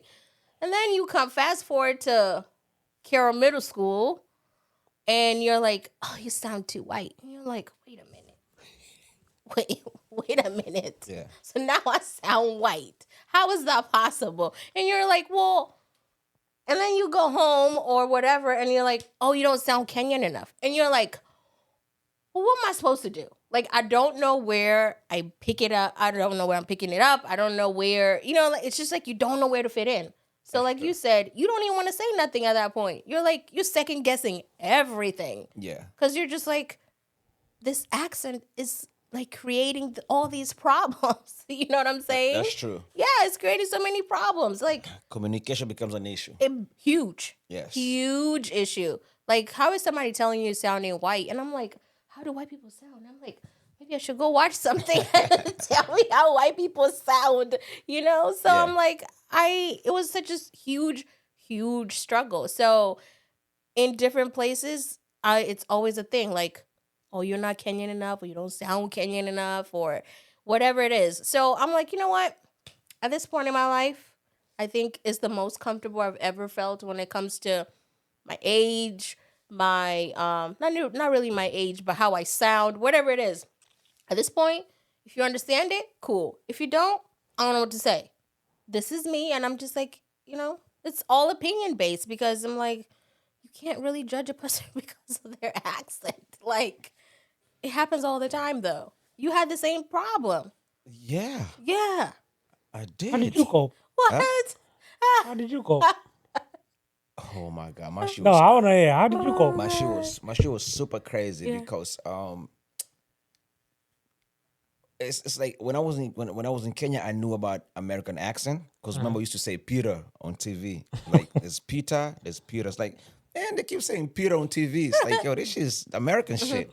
So until I got here, that's when I realized when I say something that they don't understand me. And when they speak, same thing. I don't understand what they're saying. I'm like, oh shit. How the hell are we gonna communicate? Man, I don't understand what they're saying, man. I feel like they're speaking too fast. And the same thing, they feel like I'm speaking too fast as well. So I'm like, what the fuck? There's no communication over here. Yeah. So I remember there was a day I felt like maybe I should just go back to Kenya, man. Like, what's this? This is just bullshit. So I'm in class every day. I'm doing the same thing. I'm always quiet. I'm not speaking to nobody because I already know if I say something, the first thing is gonna be like, huh? So I used to hate that shit. As soon as you say twice, huh? I'm like, shit, man. I never don't worry about it, man. Yeah. 'Cause how many times I'm gonna keep saying, huh? And so everybody's looking at you like, what is yours saying? Nobody can understand you. Where you from? Yeah. So I used to be quiet the whole time. I was the quiet kid in class. So everybody low-key started liking me because I looked like a good kid, but they never knew it was a problem thing. Struggle. Yeah. I'm struggling over here. I'm not saying anything because people, I don't know. You know what I mean?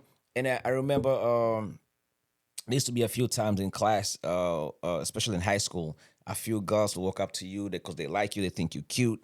They want to say something to you. Hello, oh my God, what's your name? What grade are you on? But you don't want to say nothing because the only thing I used to say is, what's up? And what's the other thing? Yes, I know. That was it? Yes, I know.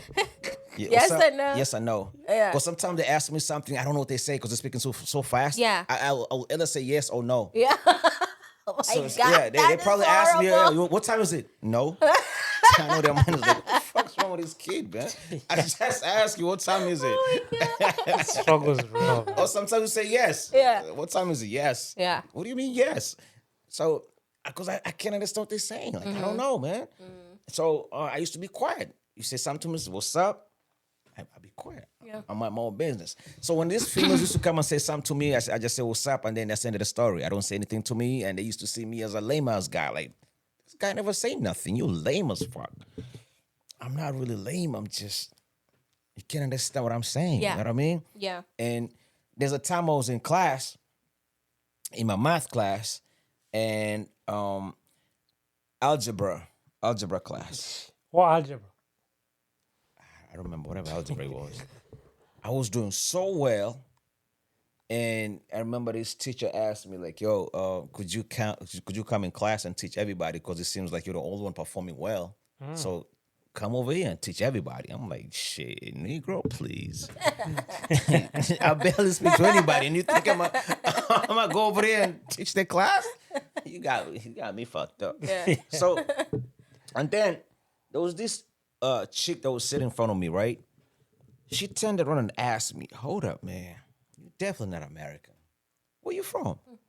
So I told her I'm from Kenya. She said, "Oh shit, guess what? My dad is Kenyan." Man, I felt so good. I was like, finally, someone Yeah. could understand me. Yeah. Like, so you speak Swahili? She was like, yeah, habari, habari. I was like, oh my God, you better be my friend now. Because I'm pretty sure your dad sounds like me. Wow. It's Yeah. strong. And we became cool. Yeah. Ever since, she just made me feel bad. I was like, yo, every time I'm coming to class, I'm looking to see her. Like, yo, you over there? Yeah. Yeah. Hell yeah. I'm going to sit right next to you. So that's how I slowly started getting my confidence. Yeah. I ran into other homeboys also gave me confidence until I became that boy. That man said that boy. That boy. Became That boy. Boy. That boy. Yes. What happened to that boy? What happened to it? What happened He to that became boy? a man. Where's he at now? Right? Wait, Kurt, when you went to what is it, like Nightdale? Nida? Yeah. Did you have that same problem? Nah, No? we had that conversation before. Yeah. So I was telling, I was like, I didn't go through. I mean, I went through the first week. Yeah. I was in the cafeteria by myself, Yeah. and then I got approached by these two Latina chicks and Yeah. the boyfriend, and they became my friends. Yeah. And after that, Yeah. that's when I met. That's when I started hanging, because the lunch was different. You remember the lunches? Yeah. We used to have like one lunch, Yeah. then two lunches. So we used to have like one lunch, because Nida just opened up. Okay. So I met You Sadarius. went to Nightdale as well? I didn't know. No, she was in Sanderson. I went to Sanderson. So- Spartans. Yeah. Yeah. Yeah, let me tell you my No, okay. please. Anyway. Whatever. You Yeah, know whatever. what? You know what? I ain't got time Everybody for this. always Man, come talk on now. shit about I ain't got time Spartans, for about Sanderson. Sanderson. Yo, but I'm not gonna lie. Sanderson, back in the day, they What? used to have the finest females. Did bro. they really? What? Back in 08, Oh, yeah. Really? 07? I don't know. Oh, I Bro. don't. I don't know. Nah, I'm sorry. I'm just gonna say it. Yeah, I'm- they did. yo, Oh, yeah, I oh. don't know. Okay, anyway. 08? But anyway, let me. Oh, wait, where you at? Where you at? I mean, 08. What was I at? I don't know what was that. Oh, you still in Kenya? No, but I was out of high school. Okay. But yo, They did have the. I mean, I don't know. no, you wasn't there. But yeah, what was I talking about? Yeah. So The accent. the accent, yeah. So the accent, it was like, how do you have the Spanish? Oh. I was chilling with the Spanish. Oh. That's what I was telling him. Gotcha. I was chilling with the Spanish. Yeah. That was good. Then Yeah. that's why I made like started hanging out with Sadarius. Yeah. Started switching the lunches. Okay. So it was Sadarius, Brill, and a whole bunch of Gotcha. yeah, Gotcha. my peoples. Yeah. And that was good. Everything That's was what good. that's where accents started coming in. Mm. I started talking like twang. Yeah. They yeah. so what they call it. My grandma doesn't even understand me now. See, because now you're American. You're My American. grandma. Yes. But see- no, hey, don't get it twisted. Fam. I can still speak Kikamba. I can still speak Swahili. So fam, I'm sorry. You see, now if you go to Kenya, Oh my God. you're not Kenyan anymore. What do you mean? What am I? You're Kenyan American. Is there such a thing? Well, for real? Now it is. What? What did you mean? Because Kenyans will see you as an American, and Americans will see you as Kenyan. So what are you? Okay. You're in the middle. Okay. You're Kenyan American. Okay. See what I'm saying? Because once you speak English, it's like, nah, you came from America, so you're American. And you've So what kind of English am I speaking? American English. I mean, Kurt, you gotta find out. What the hell you mean me? You been here longer than me? I don't This stand it. is the kind of arguments we have. I want to hear this. You don't sound what? It's the kind of arguments we have. No, seriously. Like, I don't stand a chance. I never stood a chance when I was there. Kurt. Yeah. When we went, Kurt, you spent more time in the country than I did. Not even the country. What? The streets. No, I'm talking about when you were younger. You were always in the country. When always go was to the last time you was in Kenya? Oh, when I caught that flight. When I What caught about you? that Same flight. Yeah. Yeah.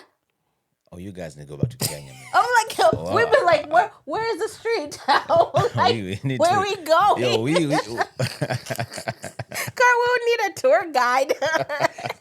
Let me, Who we go. need a guide? My boy, we're going back with you. Bro. Man, Fly, my boy. Wait, when was the last time you were in Kenya? I'm always in Kenya. Oh, you go My there whole all the family's here, time. man. So But I'm always in Kenya. I said my whole family's here. Me too. Yeah. But I'm So when always was in the last time Kenya. you were in Kenya? Not too long ago. And do you ever experience that accent thing? Of course. Oh. Of course. As soon as you speak, they can tell. And remember, there's certain things you say, even Yeah. in Swahili, Yeah. they're not saying that no more. Like the new slang they're Yeah. using. Yeah, it's not the same That's thing. what I was saying. Swahili sounds totally different. Of course, it's going to be different. Times move. I mean, Language is not supposed to change. yes, it is. Come on Does now. English change? Yes. What? Talking about. Yes. English is changing. Oh my English is goodness. changing. What are you talking about? Listen, every state, every hood you go to, they have their own slang. Yes, I understand So that. I'm saying it's still in English. So Yeah. whatever they were saying last year or the year before, it's not the Okay, same this year I and see. moving forward. I see that Everything is perspective. changing. Okay. Music, same Yeah. thing. Yeah, but the Swahili that I heard that's is different. not the same that what is going on right No, now. that's different. I don't know what that is. Curasho. Anguka nayo. Huh? Anguka nayo. Okay. Fall down.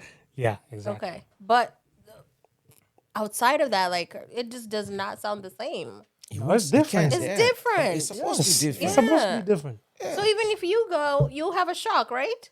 No, I listen. I keep up with stuff. Oh, okay. That's what I've been trying to put you on.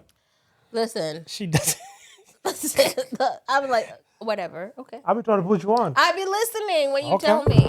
You What, know do, I be you, what, listening. what kind of music you listen? Do you listen to Genge music? What is Gengetone? Ginga music? She does. No, Kenyan music. Okay, do you listen to Kenyan music? When it's getting played, or No, do you listen your own playlist? yeah, I have a few. What do you have? I don't know. Don't ask me. You don't know who you have? So you don't listen to I to do Kenyan music. listen to Kenyan music. Do you know any Kenyan artist? Not by heart. It's not fake Kenyan, man. You see what I'm saying? You're literally doing this on your platform. you Ugandan.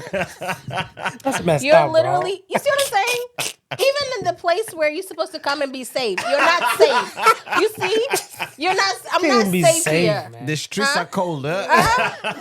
You're not, the, You know Somalians come from Somalia, then they go to Kenya, get their visa to America, and then you ask where you from, and like I'm from Kenya. so I have a fake one, right?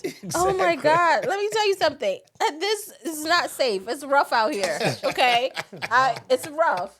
Sometimes I don't even want to go places. Let me because of that. You know? No, you'll be fine. I'm like, come on.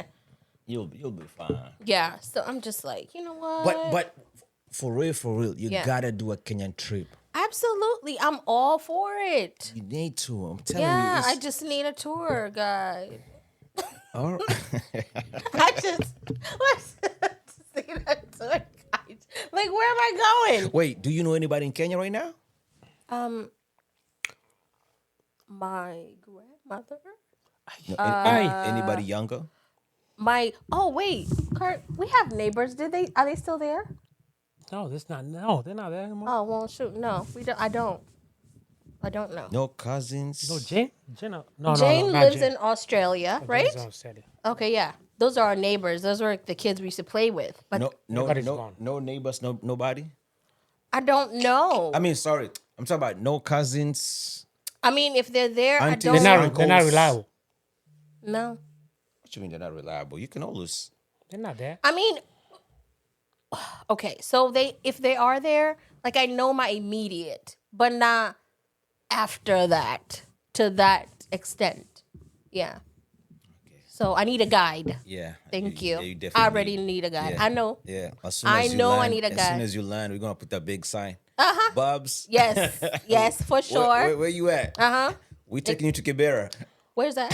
No, Where's that? No. Where's that, No. Curtis? no. What is it? That's bad, isn't it? You remember Buruf is one across the street, Uh-huh. all the way. Oh, and what they call the ghetto? back then. Yeah, you're not going there. No. Oh, why would you want to take me there, Lemmy? So you can see the real life. I don't need to. I told you, she left when she was little. Dude, she does not know. Listen, Exactly. She does not know, so she needs to know. I don't need to know. Yes, you do. No, I don't. That's home. I understand, but I Yeah. don't need to see the back. Yes, you do. I do not. Why not? Because it's not going to enhance anything about life right now. Yes, What are it we will. doing? Are we still on? Yes. Listen, I'm about to get off this platform. I feel I'm getting attacked for my Kenyanness. You gotta go. But No, Kenya, I would definitely make a trip for sure. I would definitely make a trip with a guide. it's a lot of guides out there. Someone Yeah. can guide you. So definitely show For up. sure, man. for sure. Show up, man. Yeah. I'm telling you, Kenya is dope. Yeah. Cardis, you gotta go to Kenya, man, and help those people as well in Kenya. Oh, I'm definitely going back. Because I'm part of the team to help people. So the ones in Kenya who needs help as well, Chafuwa Meza, we're here. We're gonna help. Yeah, you. Chafuwa Meza. Chafuwa Meza. Yes. Anytime you need help, we're gonna come through.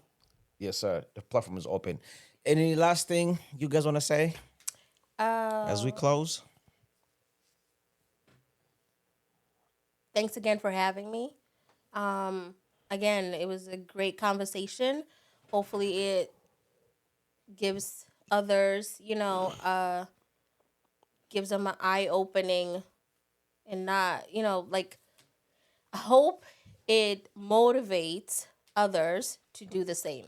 Sitting here and telling your story is not easy. So I really hope it motivates someone to come and do the same thing. You never know who you touch. You know what I'm saying? Yeah. So that's what I can say. And, before it's all said and done, reach out to True Freedom Coaching. Okay. True Freedom Compassionate Coaching is my site. Okay. Card, is anything you know? Finish up. Man, I just gotta speak to y'all. Please, if you got a problem, if you got something going on with you, just open up. Just speak. Open your hearts. I'm not gonna lie to you. Holding everything back. Believing we gotta break this generational curses.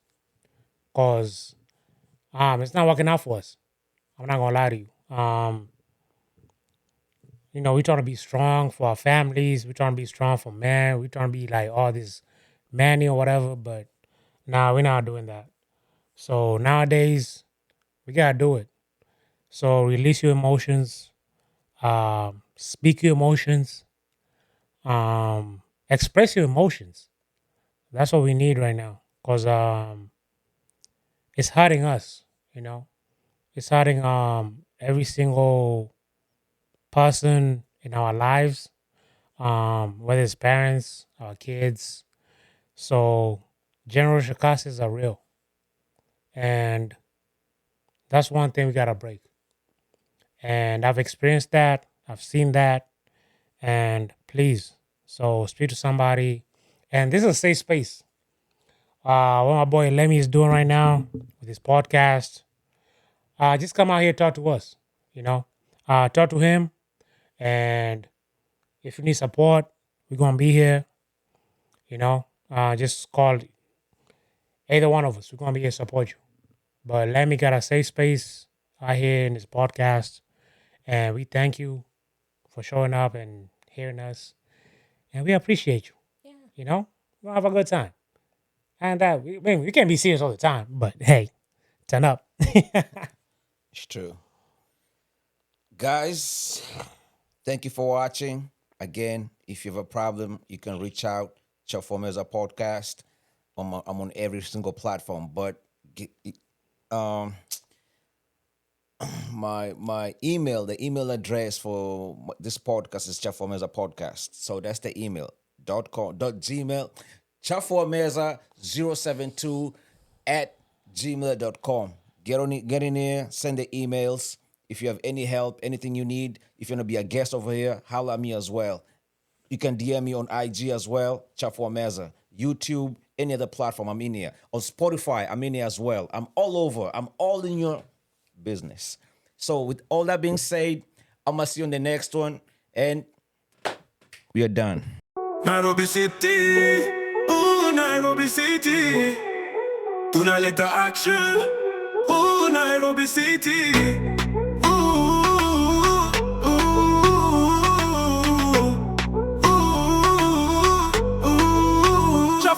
Meza, Chafuwa Meza.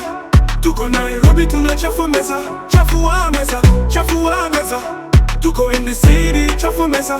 Don Kings in the building. Don Kings in the building. Chafuwa Meza, Chafuwa Meza. Tuko Nairobi tuna Chafuwa Meza, Chafuwa Meza, Chafuwa Meza. Tuko in the city, Chafuwa Meza. Don Kings in the building. Don Kings in the building. Straight from the flight to the club we go. Hold on, I'm lying. Straight from the flight, hit the air.